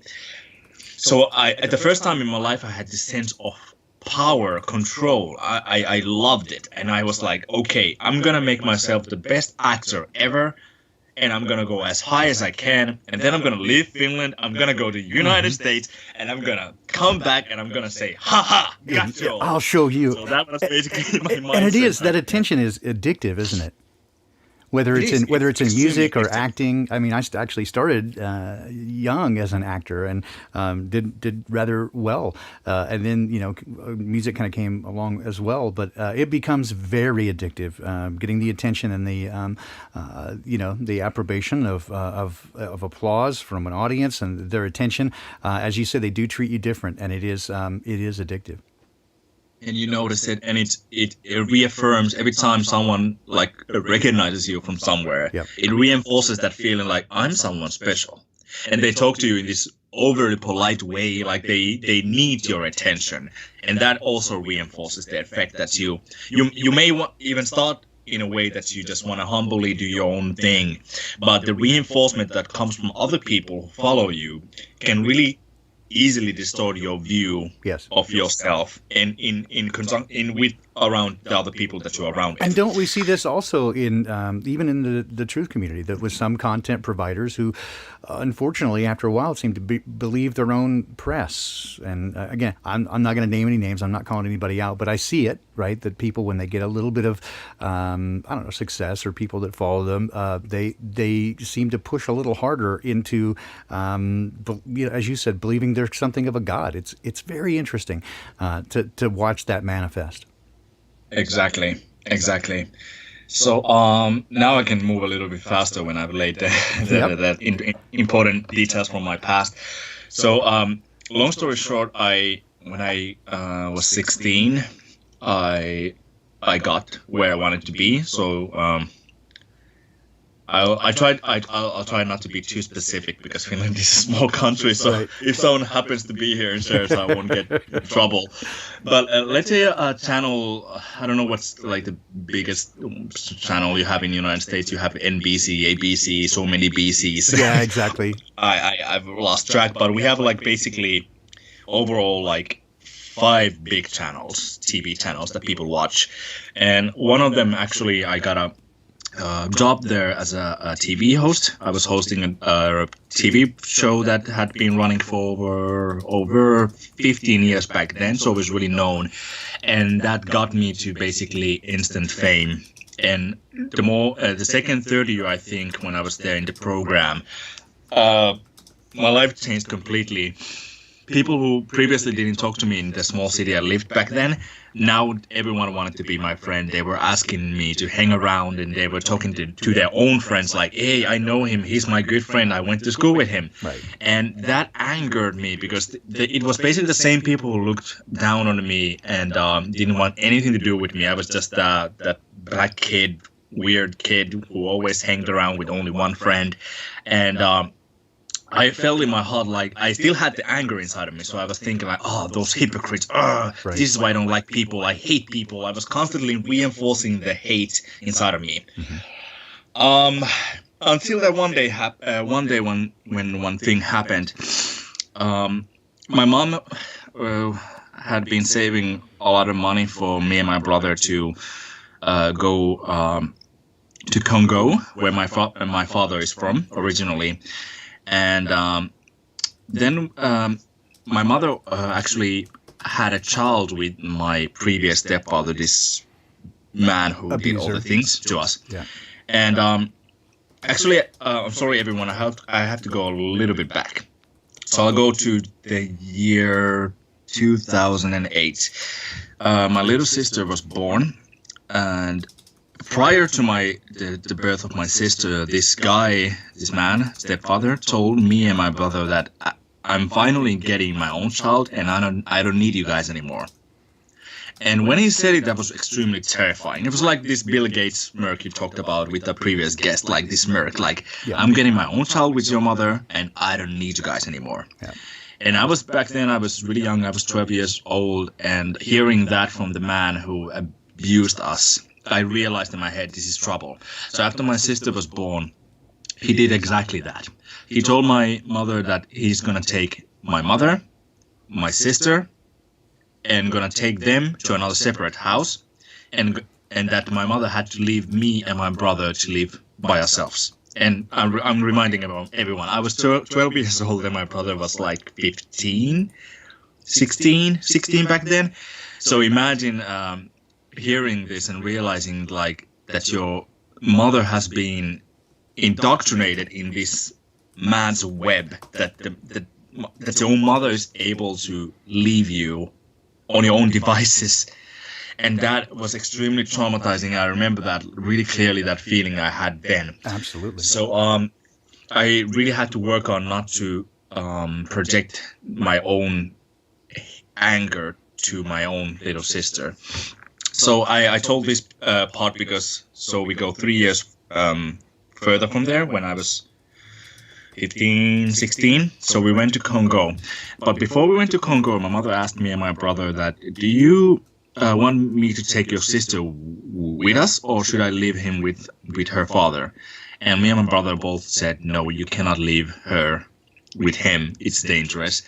And my mother was thinking about it, and my mother knew about all the violence and everything, but she basically thought that it was just a Finnish way of raising kids. To believe that lie. So it's like, so now when I see people believing this major lie about the mask, corona, everything, I've seen it happen to one of the most closest people, your own mother. I've seen how constant manipulation and lies can make even your own mother believe a lie that physical abuse, is just a normal custom.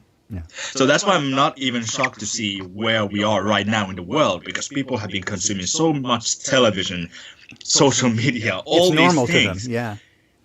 Multiple media that basically focus just on shaping their worldview, shaping their view of themselves, and shaping that's why I'm not shocked. But so nevertheless, we went to Congo. My mother left my sister with the man.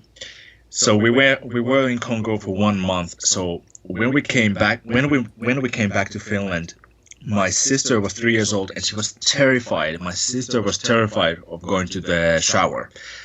My mother asked my sisters, like, what's wrong? Why don't you want to go to the shower?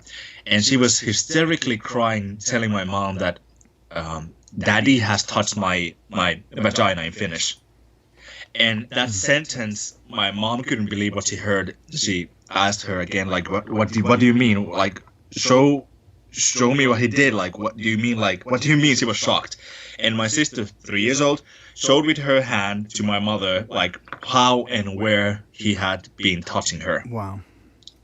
Me and my brother were in the living room. We heard the conversation, and I could see my brother, like, literally, if the guy would be present at that moment when it happened, my brother possibly could have killed him. Yeah. Because all the trauma of his own of the sexual abuse that happened to him bubbled to the surface, and I could see the pure anger, darkness just radiating from my brother. I'm feeling it right now. I'm feeling it right now. I'm like, strangle the guy. Also with me, I was extremely angry. So now we can imagine all the anger building up from my childhood till that moment when I was around 15, 16, and we heard this happen. In my head, I had been contemplating murder with my brother I cannot say this right in the live stream, sorry. I had been contemplating bad things as a child that we were thinking with my brother, when we're gonna grow up, we're gonna beat him and we're gonna avenge this. So after hearing this thing from my sister, and we tried to go to sleep, I was so angry. I never had felt that amount of hate. And in a spiritual sense, something really odd happened. I really felt like the anger I was having inside was literally attracting some things close to me. Yeah. As you said, we were talking about the presence, like something's taking the space. I felt like that night, a lot of things came there, filling the space and fueling my anger. And then in the midst of that dark anger, I couldn't sleep. I was turning my bed. I was just thinking in my head, what I'm going to do to him? How are we going to get rid of this man? This is crazy. I had this thought come to my mind, let go of the hate. If you don't let go of this now, it's going to change you to be something even worse than him.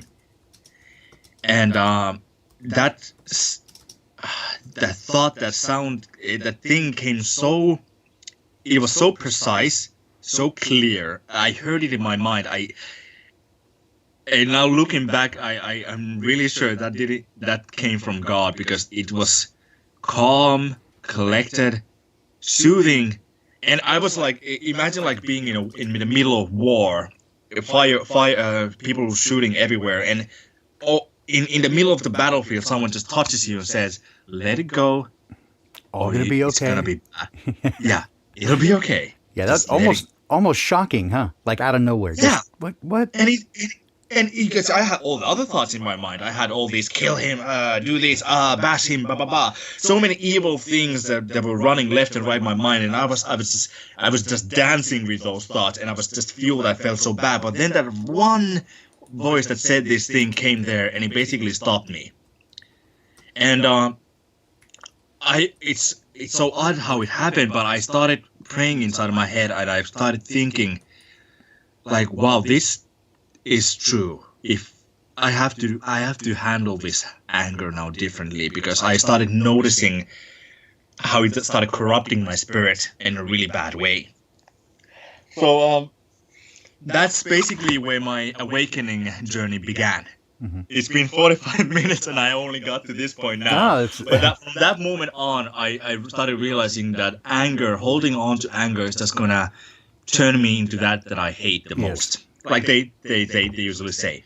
But I had so much anger built inside of me, and I started noticing that I was already making excuses for myself to do some of the same things that he did to our family, but to other people. I justified to myself, like, it's okay for me to do this to them and them and them, because I don't trust them, I don't like them, I basically hate them. And in that moment it stopped. It something like dawned on me, and that voice, when it came to me and said, like, let it go or you're gonna turn worse than that. So basically, I'm going to stop here. I'm going to say this is chapter number 2. I have to stop here. I'm going to let you, if you have anything to ask again. Well, I mean, no, you know what? I'm going to say keep so basically, we're moving up. So this is, again, after you've been a host on a television program. How old are you? Before. Okay, before. So it's before that. So how old were you at this time? So is this when you're still 16, around the 15, 16? 16, 15. This was around when I was doing little commercials and small gigs. Okay. I forgot to tell about that, but on my way to this big show, I did a lot of small things. I skipped school Anyway, everyone, if there's someone who's underage, don't skip your duties. But I skipped school because I didn't care about school, because I was told by the stepfather and other people that because I was black, I would have no chance of getting a normal job. So I didn't even consider just going to school and from there to high school, university, all these things. I didn't consider that. I went to school just to make my mom happy, but on the side I had this obsessive focus on getting myself up in the ladder of socioeconomically getting myself up the ladder. And I didn't care how, I just knew that I had to get more control and influence. So this happened prior, this case with the anger happened prior the big show that happened then on the big TV channel. Mm-hmm. So after my so-called breakthrough, when I got to the entertainment business, I got introduced to a lot of, let's say, new agey stuff. I was really interested in meditation, law of attraction. I mainly consumed only media from the United States, so everything that happened around there, I was quite aware of it. I didn't follow Finnish media that much at all. So when I saw Oprah and other people talking about law of attraction and Will Smith talking about it, I was like, wow, what is this law of attraction? I can really manifest things to happen. And as many of the listeners know, it's really soothing for the ears to basically have that belief that you're God and you can... Mm-hmm. And in some sense, now when I think about it, I in a secular manner, I see some truth to it in a way, like psychologically, like the way the things you put out.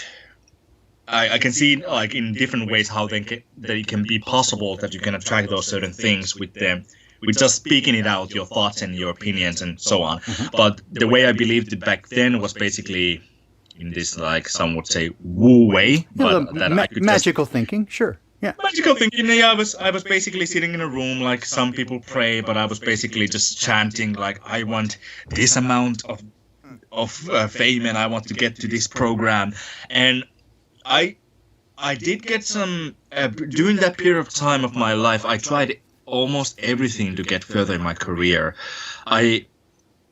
I did a lot of stupid things because law of attraction actually took me to meditation. Meditation took me to trance meditation, and I was really interested in the hallucinogenics. And I because I still believed in God, but the God that I believed in wasn't the God of the Bible. I believed in the universe and manifesting the universe. So basically, law of attraction took me to this path of I thought I was spiritually awakening. And I read about all the third eye things and how to open a third eye. So initially I started just meditating. I was doing the TV things. I was really hip and cool, and many around me also were really interested in meditation. So I had this meditation circle and we meditated together.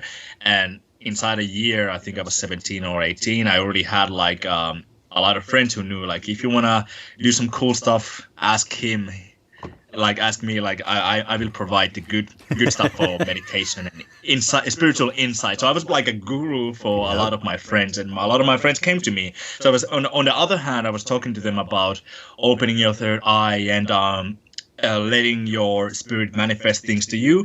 And in the other hand, I was talking to them about chemtrails and Illuminati and all these things. Right. So yeah, so I was doing that stuff back then, and it didn't satisfy me. I always felt like, I have to dig deeper. I have to get this pure enlightenment.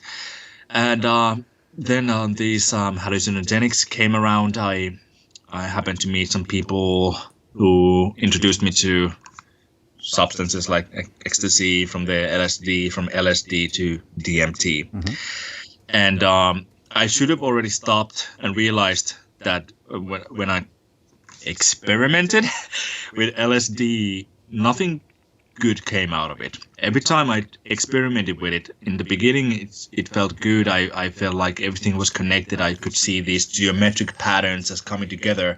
But every time something dark came out of it. Like the first time I remember, I was watching my friend's computer, and a dragon came out of it, trying to attack me. And I literally told my friend, I cannot take these substances, because I had this feeling in my heart, like something deep down told me, like, I should not play around with these things, because there are things out there that want to take your soul. Yep. But I rejected that thought. I pushed it away every time. I was like, no, that's the biblical stuff. That's the Jesus stuff. No, that's not true. There's only maybe energy beings, enlightened beings who want to just show you through your pain and drag you through the pain and just make you grow out of it. So I thought like all these bad trips were just these entities trying to take me out of the barrier to enlighten myself. Right. I really believed that lie back then. And I was chasing for DMT. And before I go to that part, I want to hit the music industry a little bit, because I was doing I was producing some beats from some of my friends who were doing rap music in Finland, and I was also writing a lot of lyrics, because I had been training that since I was a kid to write songs. So I found that to be really convenient when I started selling my own lyrics to other people.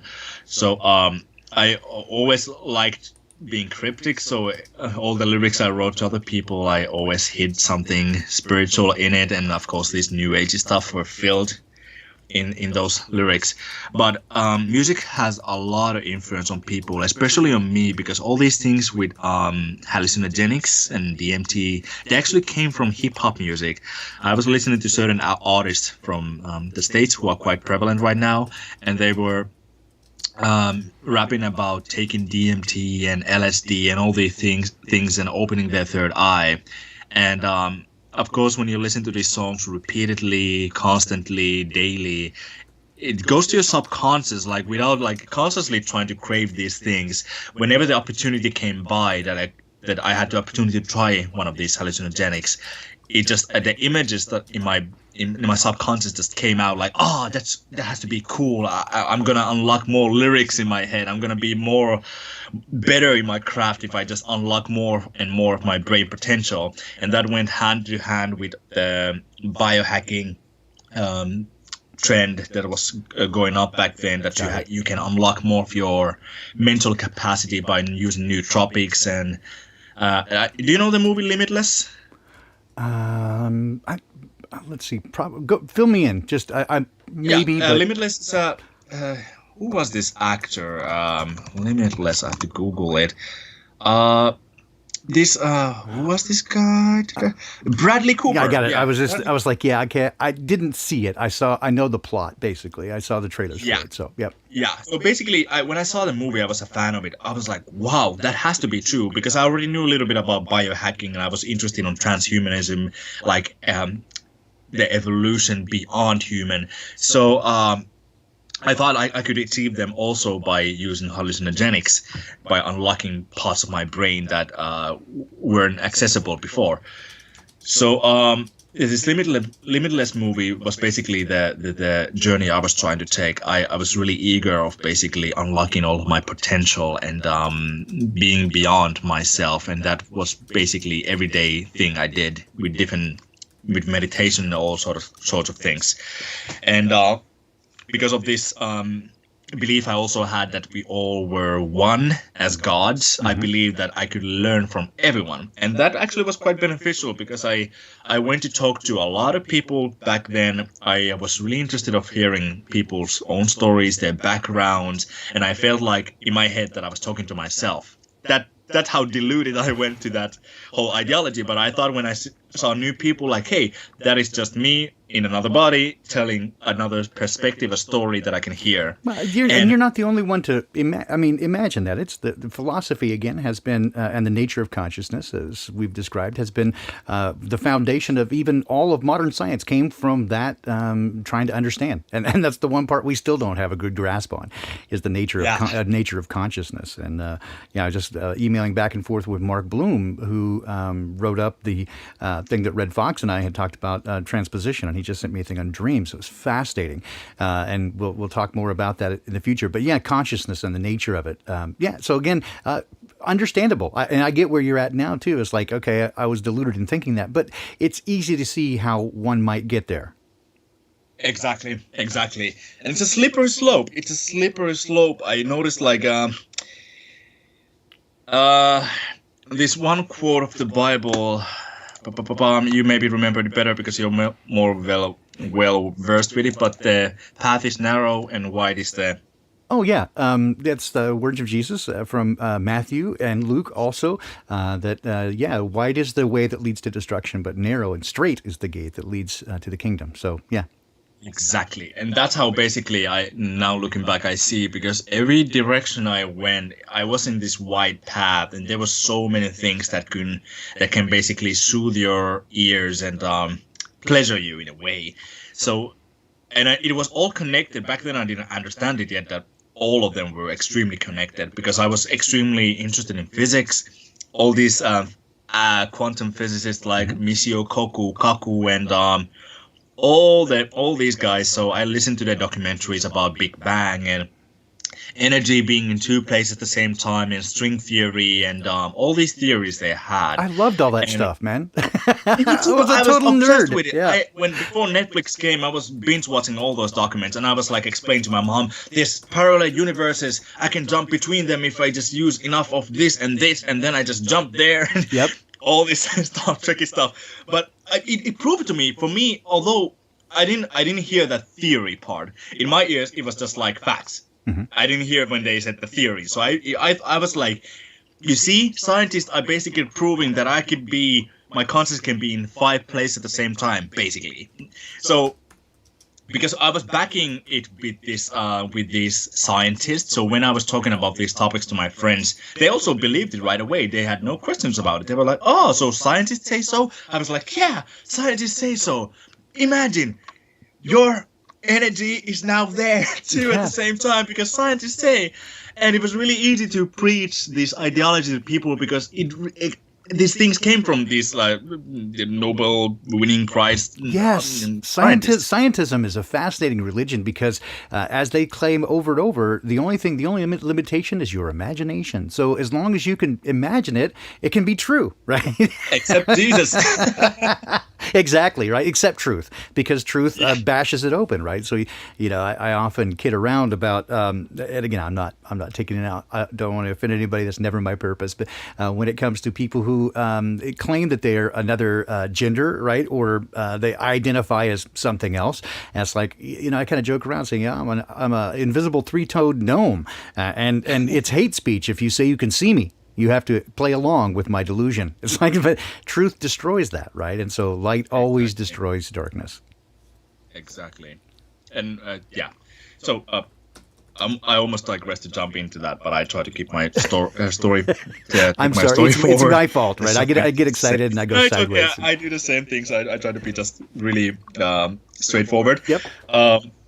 So during my time in the entertainment business, that was basically the time when I got introduced to all these themes: quantum physics, New Age, all these things, and Akashic records, and chemtrails, and everything. I used my free time mainly just gathering information. I was reading a lot of books. I learned to read books again, because I wasn't interested in reading when I was younger, but now books were lovely. So I was heavily trying to learn what is this place. So the same bottom question that was driving me as a kid, where am I, what is this place, what can I do, what is my purpose, was still driving me. But now, instead of maybe trying to find my purpose, I believe that I myself was God, in a sense. And you're going to manifest your own. Too were gods. Sure. So I just wanted to have information to use to create, and to create something that serves me, and after that, others. So it came that way. So I thought, like, first I'm going to elevate myself to a position where I have maximum amount of control that I can have, and then I'm going to do with that power something to maybe help my friends a little bit. That's how I thought. Mm-hmm. Until I think it was 4 or 5 years past, I started feeling a lot of depression. a lot of things happened inside of my work that I was doing then, but I cannot go on that too many details. But what I can say, I realized that television is different to watch it, and it's different to be in it, making it.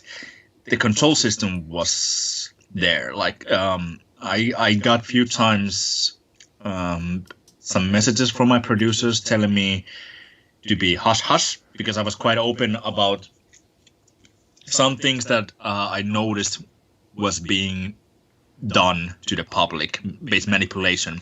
And that's why I laid the foundation about my childhood, because I was always really sensitive in seeing someone being lied to, and if I knew they were being lied to. And also manipulating a big group of people was something I couldn't tolerate.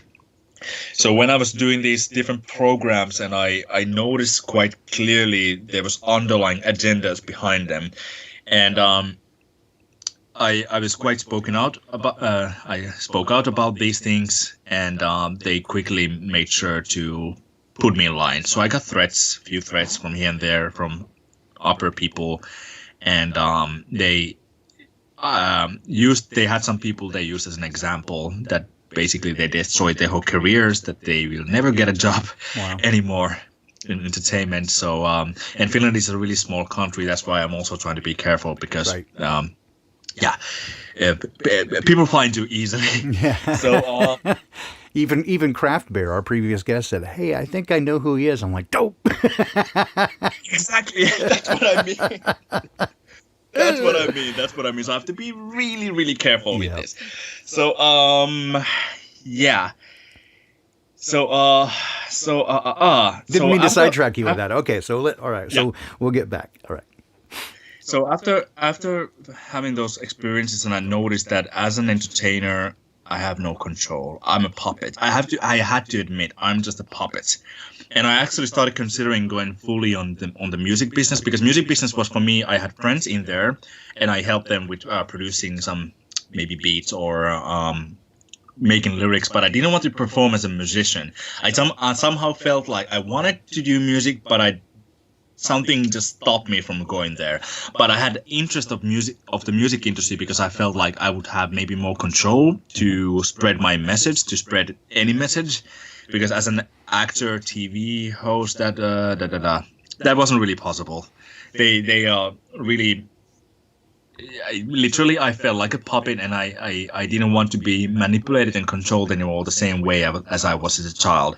Because same manipulation tactics that I got used to as a child were also used not only on me but other people, like boosting your ego, putting you down, letting you be afraid that if you don't do this, do you know there's so many people who would get your place? Do you understand that? Yep. Get in line. Yep. So that was, for me, that was it. I was like, no, I won't do it anymore. And I was extremely depressed, and I was smoking a lot of pot, because that was my escapism from the reality I was living in. And I started delving in deeper and deeper in all the occult stuff to say. Yep.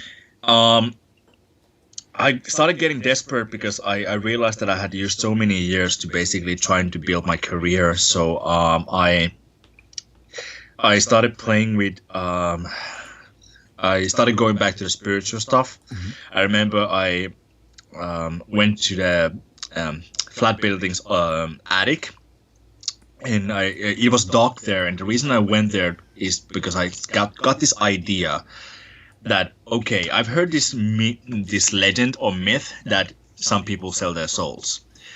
So I was like, well, I don't believe in these biblical things anyway, so why shouldn't I go try it? I wasn't using it anyway. Exactly. So I went to the attic. It was dark, and I was quite timid. I was like, okay, is this a good idea now? You're playing with fire?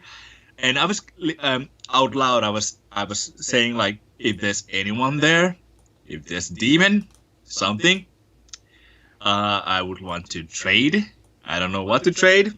I won't give you my soul. I'm not stupid, but just in help case. Me out? Yeah, just in case. Just in case. Right. I was really cautious. I was like, I need some more boost in my career. I need to get I need to get to the next level, basically. Yeah.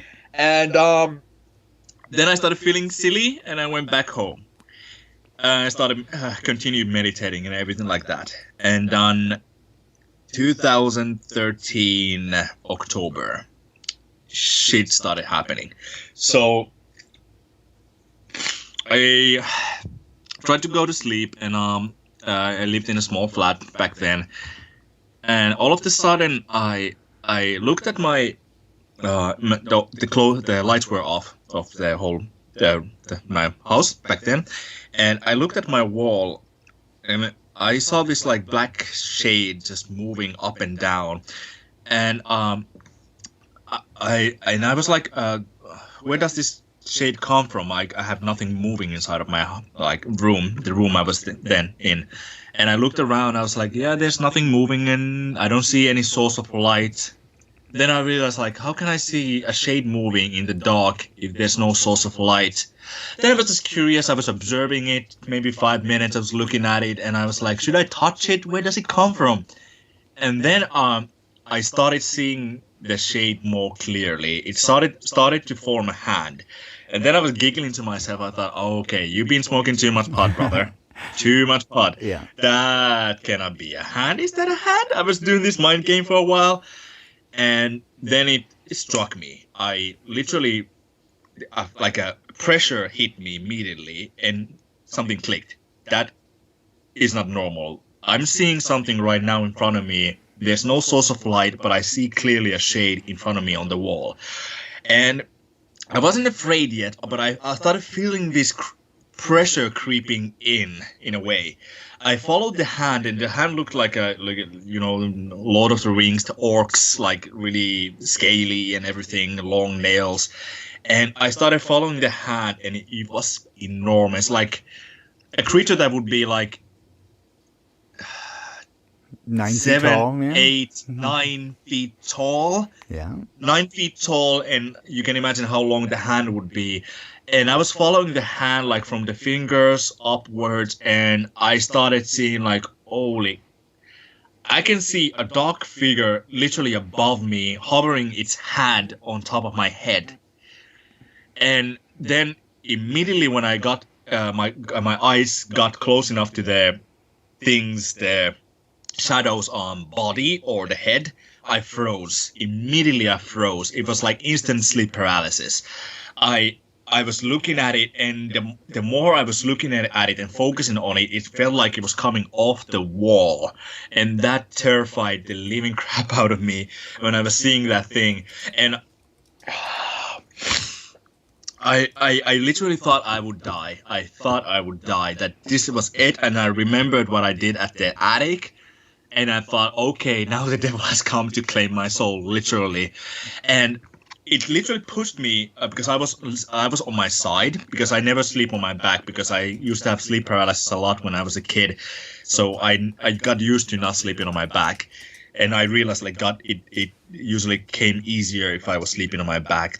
So I was on my side, and it pushed me on my back and started heavily pressing me down. And with the horror, it felt like my heart would stop if it would go on for any longer. And then I looked above me, and it was like this ball of energy, like a cat would play with a ball that has strings. Like it was like black strings, energy, extremely dense, but I could visually see it in front of me, and it was almost pushing like down on me. Wow. And the shade was next to it on the wall. I could still see it on the corner of my eye. The thing was there on the wall.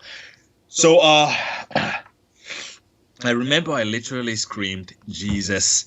And that was the only thing I could say out loud. I used all of my energy to basically scream. In my head, I was screaming already, Jesus, just help me, help me, help me. But when it came out of my mouth, immediately, it vanished. And I ran and opened all the lights in my house back then, and I took my pillow and my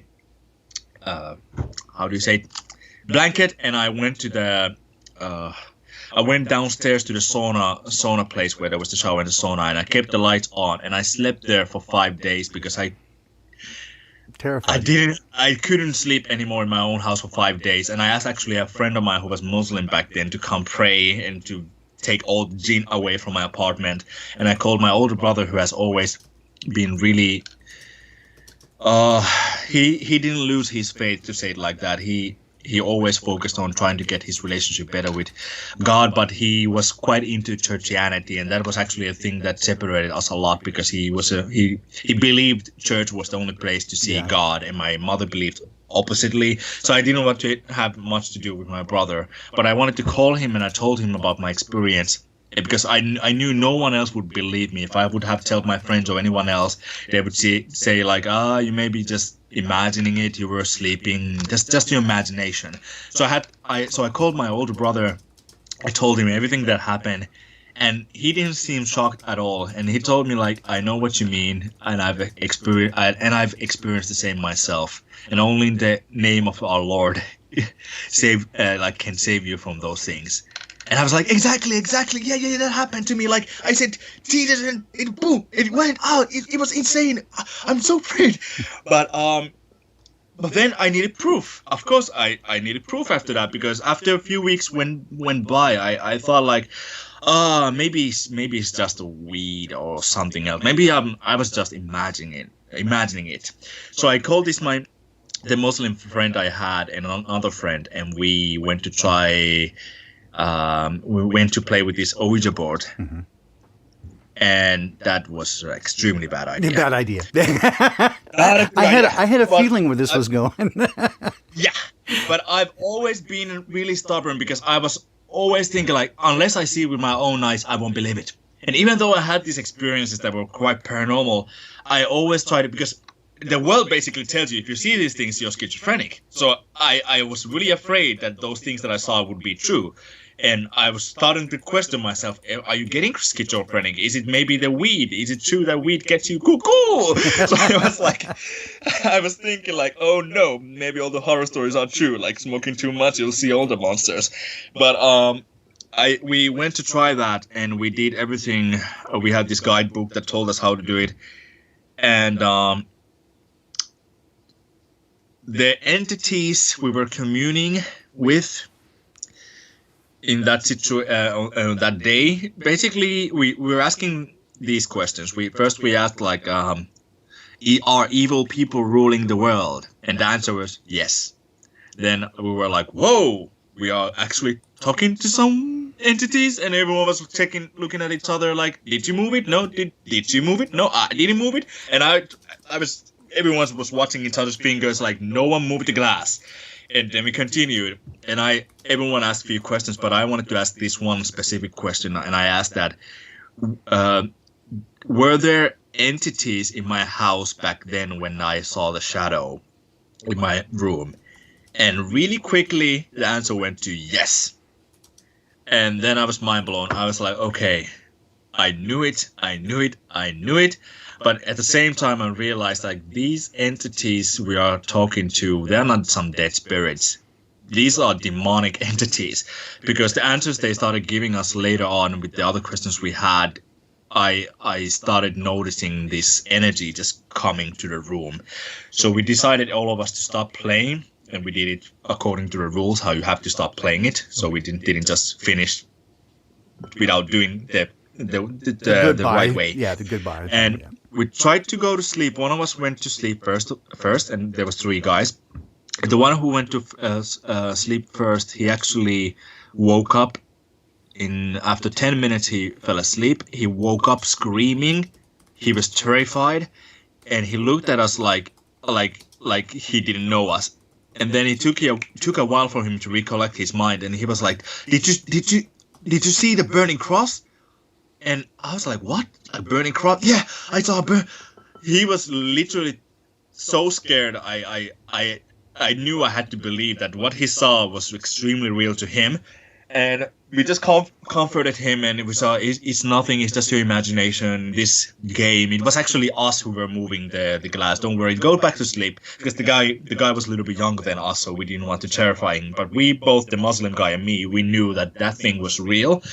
So then we were sitting on the couch, and I heard this thought in my mind, like, that man is gonna kill you.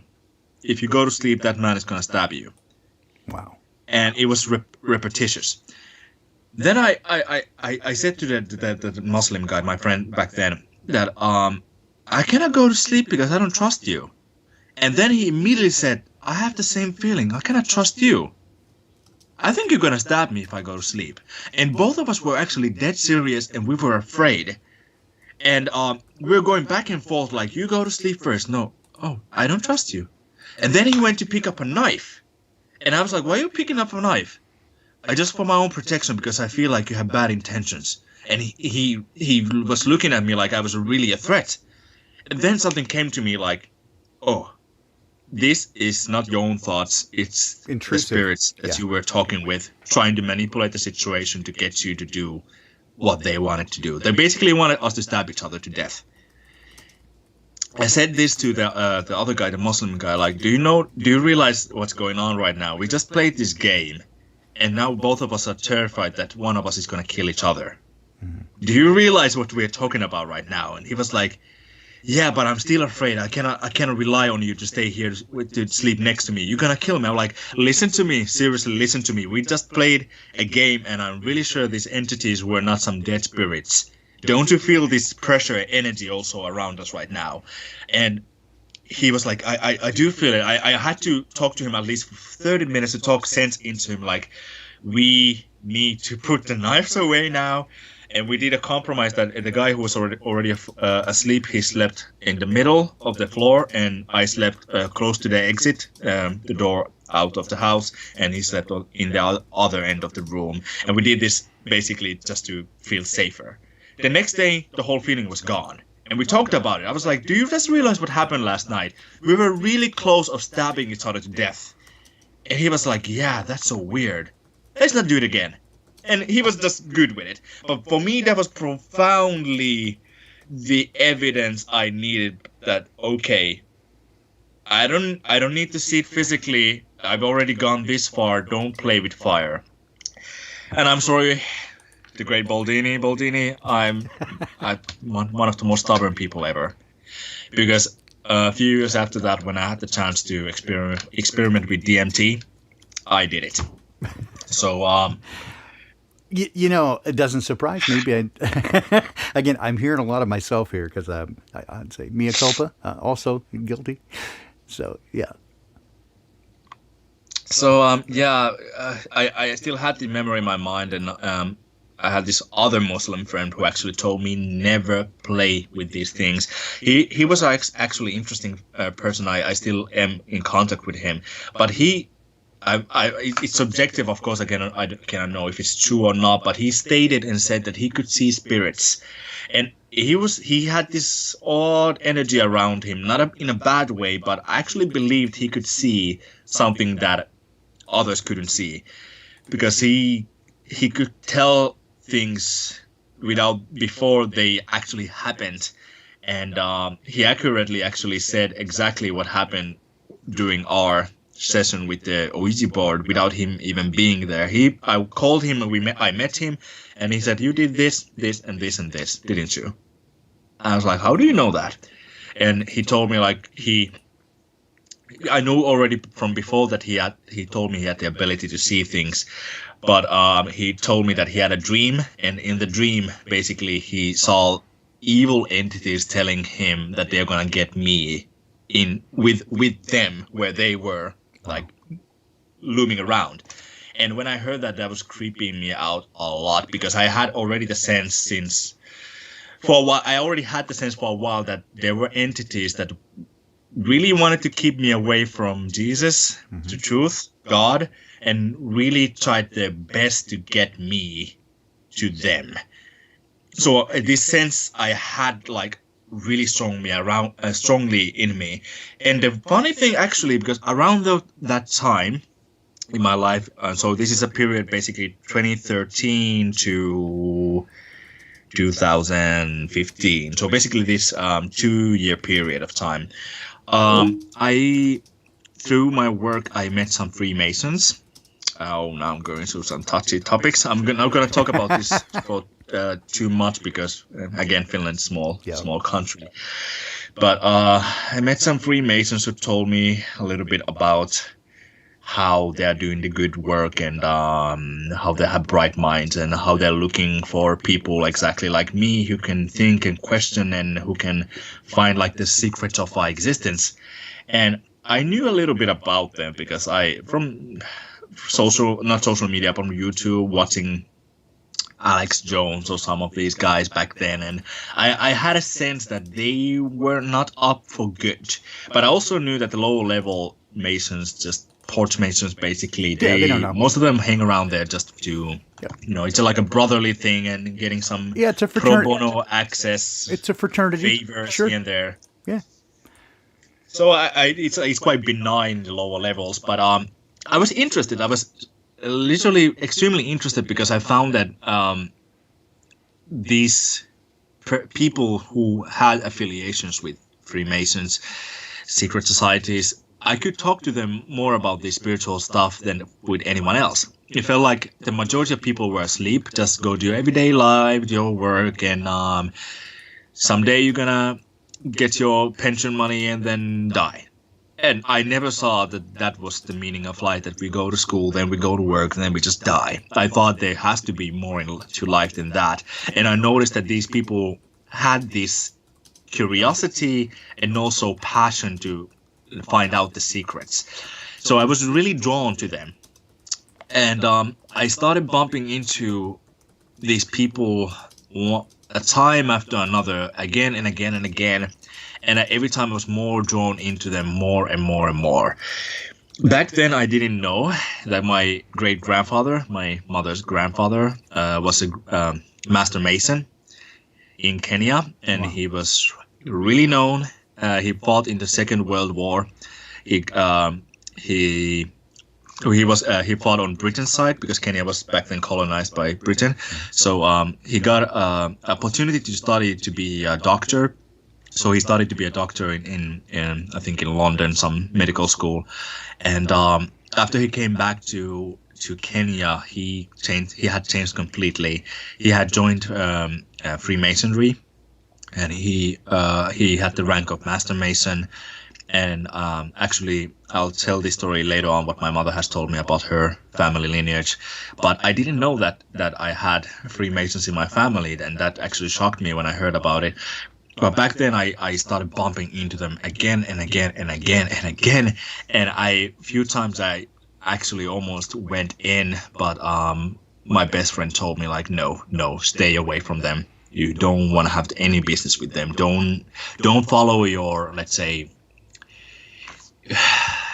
desires that much. Stay put and be wise on your choices and actions. Because sometimes my curiosity, many times, let's say, my curiosity gets the best of me, and I'm like a kid walk into a volcano, and then just before you fall to the volcano, I realize, like, ooh, it's death, and then I jump off.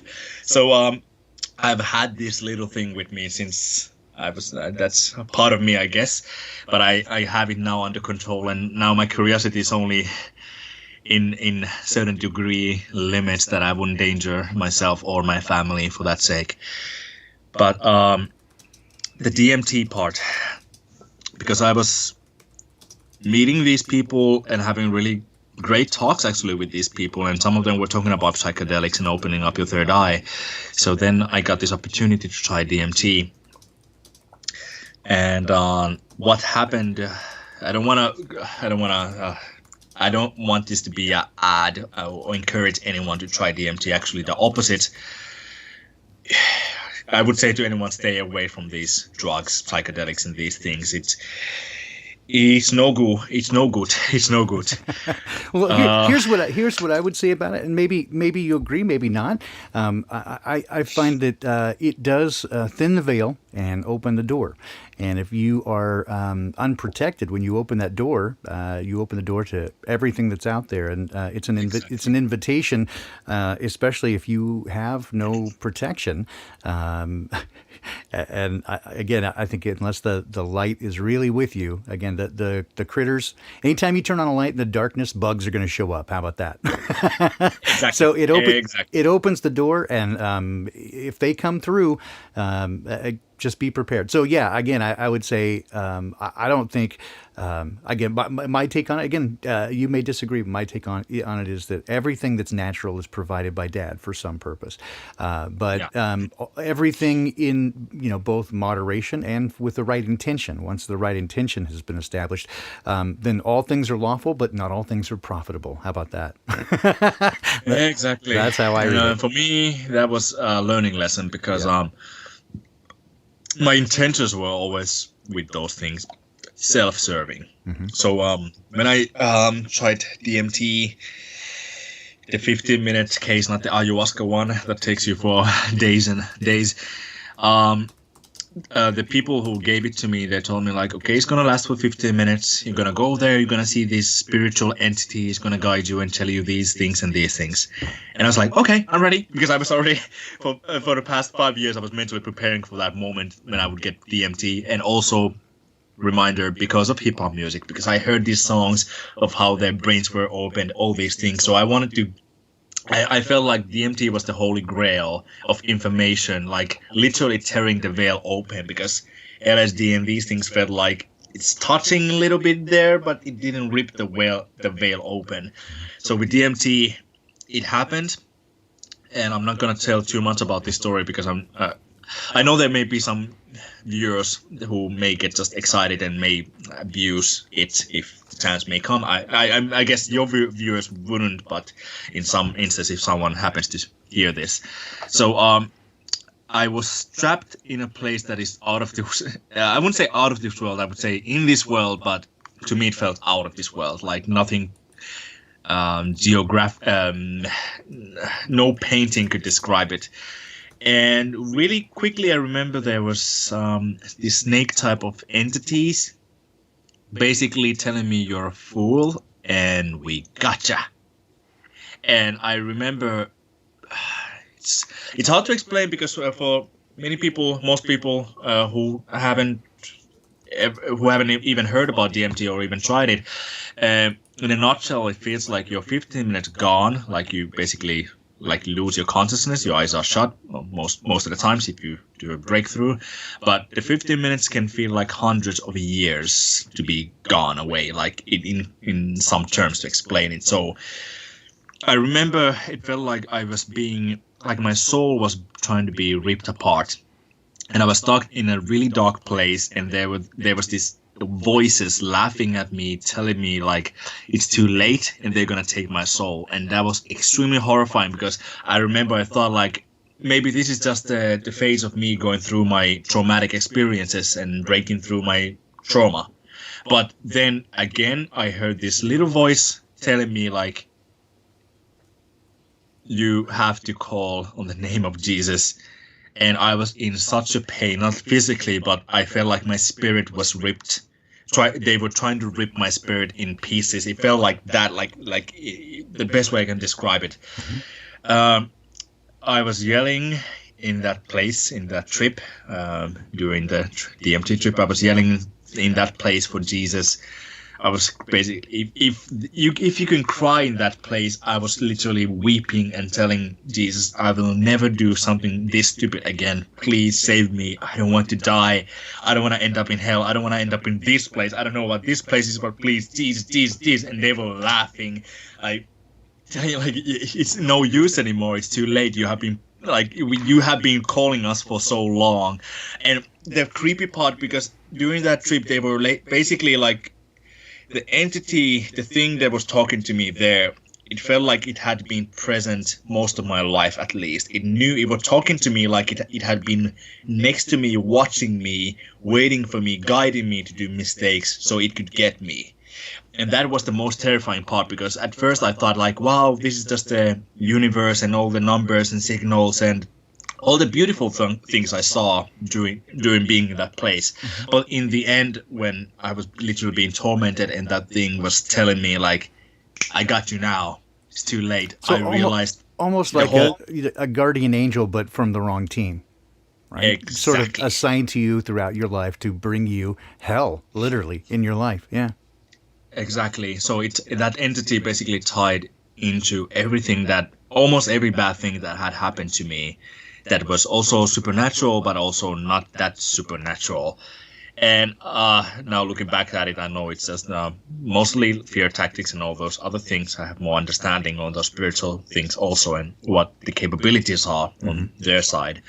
But I called the name of Jesus, and didn't take long until their grip started loosening up. And I remember I could slowly start to open my eyes. I saw the guys that were with me during that time, and I couldn't say a word. For 10 minutes, I was completely quiet. I was looking at the guys' faces, and I asked them why did they look so worried or shocked? Like, isn't what happened just exactly how it should happen? And they told me like that I was gone for 45 minutes, and both of them did it before me, and they were gone for 15 minutes because it's usually quite precise, almost 15, 13. But they told me I was gone for 45 minutes, and at around the 20-minute point, they told me my eyes opened, and my eyes started like moving in my head, like left and right, up and down, like I was possessed. And then they told me that at some point it stopped. I started like I have Google Translate here so I can. I was my internet. How do you say when your body's twitching like convulsions, yeah. Yeah. I was convulsing, and then I was speaking a language they said that sounded like some orc, the Lord of the Rings fairy language or something like that, and they said they couldn't understand the word, but they were terrified. So that's why when I woke up from that trip, they were looking at me like they saw a ghost. They told me I stopped breathing at some point, and they tried to do CPR to me, like push my heart with their hands, and to try if my heart is still beating. And when they told me those things, I realized like I actually was close to dying. And when they said like I wasn't breathing for like at least few minutes, that my breath just went away, and they really thought I was dead. And that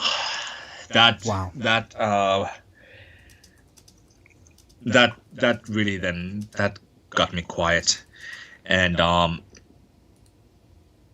for the next month from that, I knew what I needed to do. I quit all the work I had in the entertainment business. I was working in a TV series actually as an actor, and I asked them to write me off the series. And I realized that I had everything quite wrong. And then I went to the internet, magical internet, and I googled DMT, spiritual experiences. And the first link that I found was to a blog where a guy actually said that these entities, these spiritual guides, are not what you think they are. Mm-hmm. They are demonic entities, most likely, who are tricking to be angels of light, to say. And the person on that blog was describing quite well the things that I saw also during that trip. And then I realized like I almost made a fatal mistake. And God saved me again. So there has been many times in my life where my curiosity has taken me almost to the deep end, and God has been there to save me. It does. So it does seem from from my experience in my perspective that there are some people who do seem somewhat, I don't know how to say it, more predisposed to, or maybe their antenna is a little more attuned to picking up things unseen. And of course, in our culture, especially modern hypermaterialism, we are basically told not to, right? That's a crazy thing. Although in most ancient cultures, it was revered, right? The people who had a little bit more attuned antenna, if you will, were certainly counted on to help provide guidance and become, shamans or whatever. But it has been greatly discouraged in modern culture, and yet I think that again, this is just my observation. I have no way of being able to prove this, but those of I would say us, because I would include myself in that category, also seem to be more of a target, if you will, or at least when you are more sensitive and you're aware of those things around you, they take notice of you too. And so it does seem that you experience more supernatural things, more woo things, and you're seemingly almost under attack more, even, it's weird to say, by both sides. So both seem very interested, though the side of light and dad, right? They reach out to you all the time. But similarly, and as you were describing your story, I found for myself that they came in pairs as well. As soon as you acknowledge the supernatural and don't tune it out, you feel caught in the middle of a battle. Right. And you feel almost, again, for me, it was like I want to, I'd rather let go and close my eyes than to be constantly in the feeling of a battle for my very soul. Exactly. If I make the wrong choice, things are going to be very bad. And yet, for me, I found, again, growing up in a very religious background that was very focused on rule keeping and legalism, that sort of thing, that I was very bad at being good and very good at being bad. And so, for me, I think it became easier to go that direction for a while and feel like I was getting some sort of power and control by choosing darkness until it very quickly becomes clear, at least for many people, that you are not in control. You're as much a pawn, more so. You're a slave to that. And if you give up on the idea of religion as trying to keep a set of rules and come into it when you learn to have personal relationship with your creator, things change dramatically, and it's not a matter of servitude or slavery at all. It's a willing relationship. It's like being in a marriage. I think it's very well described in Scripture that you are committed to that relationship because you love the other person. You don't want to do anything to hurt them, and anything that is imperfect causes harm to the relationship. And so you avoid those things naturally, not because it's keeping you from a good time or being prudish. It's simply a matter, like, I don't cheat on my wife because I don't want to hurt her, right? And the results of it, there's no benefit to me, right? There's no reward in it. So again, it's because I'm in that relationship, and I find that's very true with my relationship with the Creator. And again, the observance that when people are a bit more sensitive to those things, they become seemingly more involved in the battle, if you will, and it's very difficult to manage on a day-to-day basis unless you choose a side, right? Being caught in the middle is the worst, man.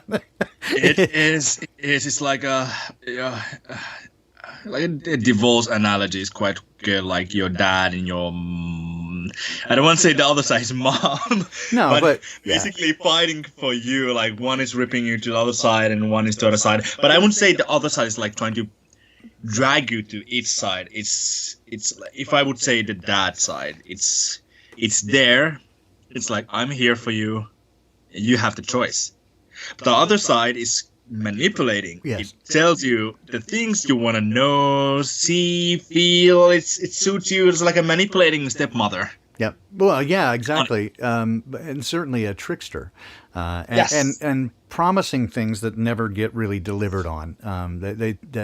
I think in some ways, C.S. Lewis's description of the character of the White Witch in the first, The Lion, the Witch, and the Wardrobe, the first in his series, very well describes the nature of the personality of darkness. That it's always fraught with implication and implicature, and they offer you things that seem good, and then once you kind of take it, you realize that there's always strings attached, and it's never quite what you had imagined.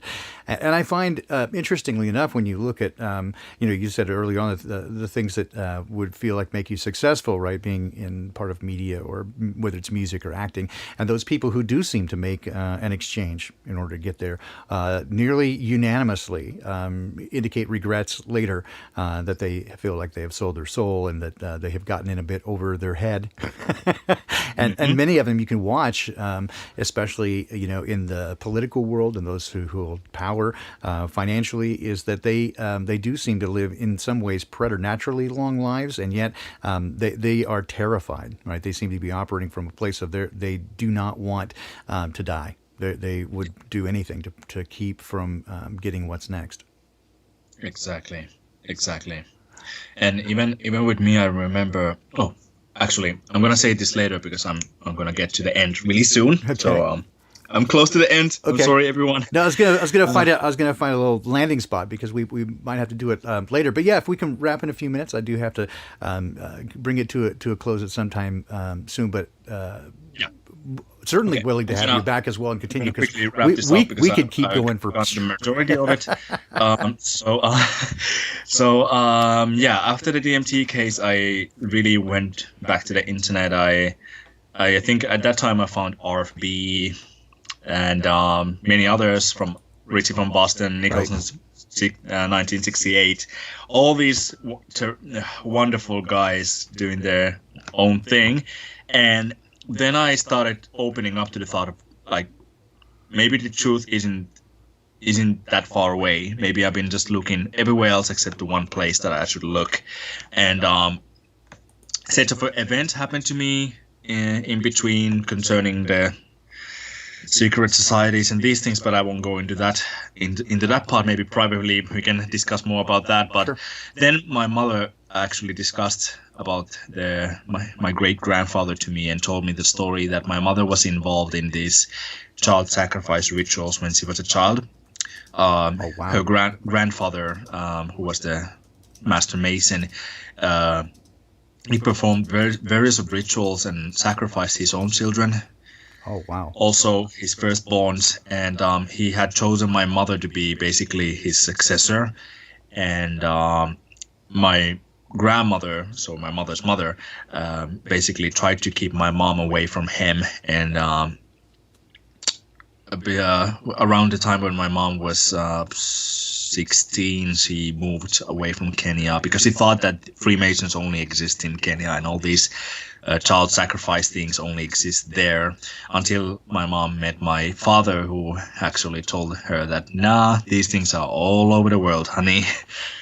So that's just a short version of that story. But my mom told me this when she heard that I had also a lot of experiences with same type of people. So when I heard that story from my mom, I was like, wow, that is hardcore. But my mom told me, like, because of these rituals, these paranormal things happened frequently, that she sometimes could hear in the other room when beds were literally flying from the wall to another wall out of the room. All horrible stuff that she had experienced and got her terrified, and that's why she wanted to flee, because she thought it was just some African juju magic stuff.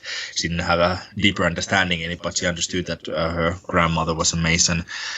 So coming to me, actually, I have to give a big thanks to Richie from Boston, because the way he courageously comes out with his faith actually gave me this idea, like, okay, he's not giving this church version of, let's just read some psalms, let's read some verses here and there, go home, see you next week. He was basically, what I understood of it is that you make that choice to build a relationship.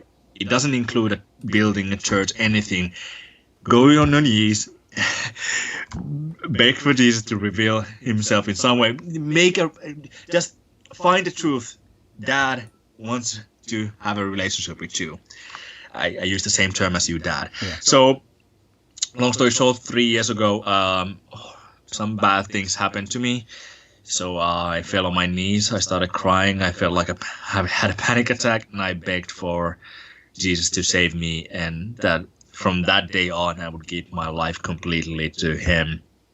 And the next day, the excitement, the love, the feeling I had inside was amazing. But at the same time, I knew I had Daddy telling me that this is only the beginning.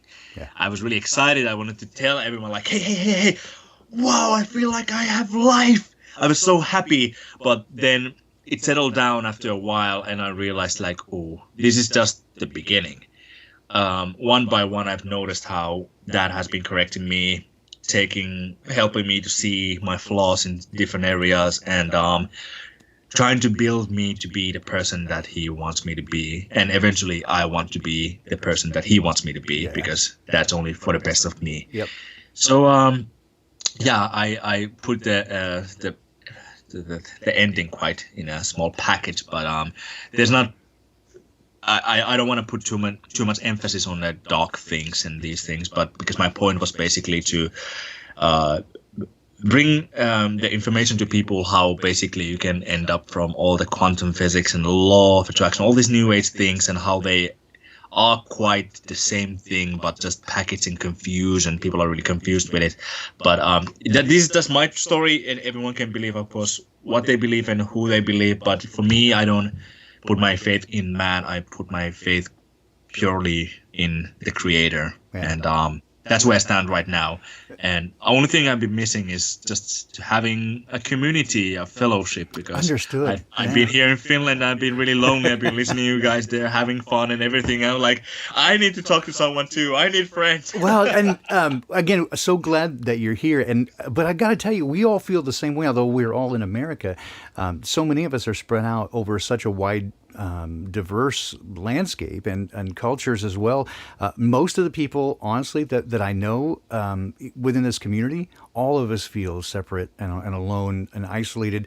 In our communities, we would all love to get together, and this is the place I think that we do it. I love, how you describe it, because it's so familiar to me.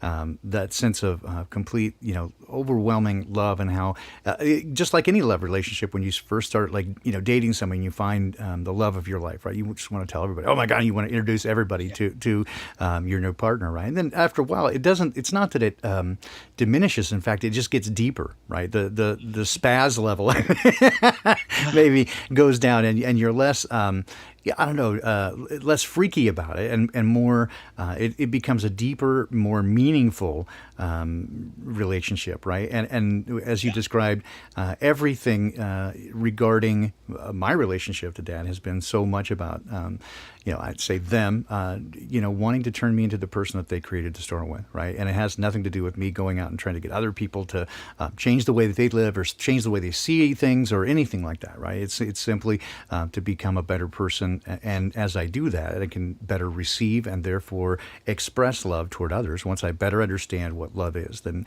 it gives me the opportunity to share that with other people, and that is the really rewarding part, is to be able to see people who are literally starving for love in their life, to find people who are compassionate and who can show them love in a way that they've never seen before. And to me, that is supernatural. That is, the only way I can describe it is supernatural. And I feel like that's what we're supposed to do, because now in the midst of this whole Corona thing and everything, it has been crazy. And I find myself many times when I read the news, like in Finland now, this is also to Craft Bear, my fellow Finnish person. Now they are starting to put on the newspapers here in Finland that masks are actually coming. They won't be mandatory. They will be voluntary at first, at least. But for me, I'm trying not to tell too much information. Right now, working in the government, so we are gonna have this masks become mandatory really soon. So all these things, all these news that are coming right now, they frustrate me. It angers me, and knowing that I've been trying to tell my friends, like, hey, maybe do your own research, but I'm afraid sometimes I feel like it's starting to be too late in a sense.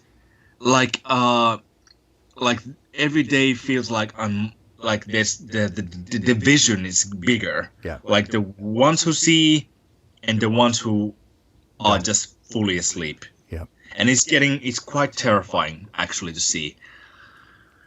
So that's why, especially this loneliness, and I feel many of you have the same feeling, like seeing all this craziness around us, and we instinctively we just want to gather around together and support each other, but we are so scattered around. And it's literally like biblical if you think about apostles. Also, and they were spread around, like they weren't walking in big gangs and going to different cities like in a huge gang. Like, hey, here's Jesus. Right. They were scattered too, and they told the truth and they paid the price for it. And I don't want to be the bearer of bad news, but I sometimes feel like some of us. I expect it. I mean, yeah. And I covered that, more on the Sunday programs with Ancient Wisdom for Modern World, but more along the lines of Sola Scriptura that I do with Wayne McCroy. And I pointed out some stuff that I kind of recently bumped into in Revelation and looking at that. I agree with you. I think it's going to be a place, and again, this is why I always encourage people to find your line now that you're willing to defend. Exactly. And if there is nothing worth dying for, then there's nothing worth living for, really. So when you find that place, and it means so much to you that you won't compromise, right? I will never turn away from truth. It's simply not going to happen. And as you said, it does seem that the implications of the polarization are long-term and lasting, and it is not going to change. It's not going to go the other way. It seems just to get more and more. And now people are readily willing to not only turn in their neighbors for not wearing a mask or not complying, but openly saying, we hope you die. Right. Exactly. And that's, we are getting to dangerous territory, but the good thing is I've been now focusing mainly on my relationship with God, because I'm not afraid of dying after all these experiences that I've had with nearly dying, and thanks to God, it wasn't my time yet because he decides so. But I've had this feeling in the background of my head that God has been preparing me to basically maybe taking me out in a way that will give him glory in a way. And but right now I feel like he wants me to stay still and to just focus on building my relationship with him and learning love and to love others, because with all these the emotional reactions I get from all these news and all these things happening around, I see I'm still far away in some sense. Like feeling anger towards other people, although they are just as a victim to their whole manipulation as everyone else. But like, I still have much to learn, and I know much that I have to focus on their creator. Yep. And of course, my family and all the people around me love others as you would love yourself. But well, if this is any, comfort or help, again, from Revelation 14. Verse 13, and I heard a voice from heaven saying unto me, Write, blessed are the dead which die in the Lord from henceforth. Yes, said the Spirit, that they may rest from their labors, and their works do follow them. So again, I have said of late, don't threaten me with a good time. you know what I mean? Like, I'm not ready to punch my own ticket, but if it comes to that, feel free, right? This place is not worth hanging on to for me. Exactly. I'm here to do what I can to help others and to help bring light in the darkness, if I'm able to do that. But beyond that, again, I'll just do what's necessary. With that, I think we're going to have to bring it into a landing here. But I would love to have you back another time, and certainly we'll continue our conversations offline. It's been a pleasure talking to you. And again, we do have so very much in common, including being rather vociferous. We can both do that. I didn't think I'd meet anybody. But I understand, right? So you rarely get a chance to speak about these things, and when you do, it's a challenge to get it all out. And you really want to get so excited. But thank you again so much for joining me, and as well thanks to all of our usual suspects, Sue and Nachikita and Allison and everybody who's dropped by this morning.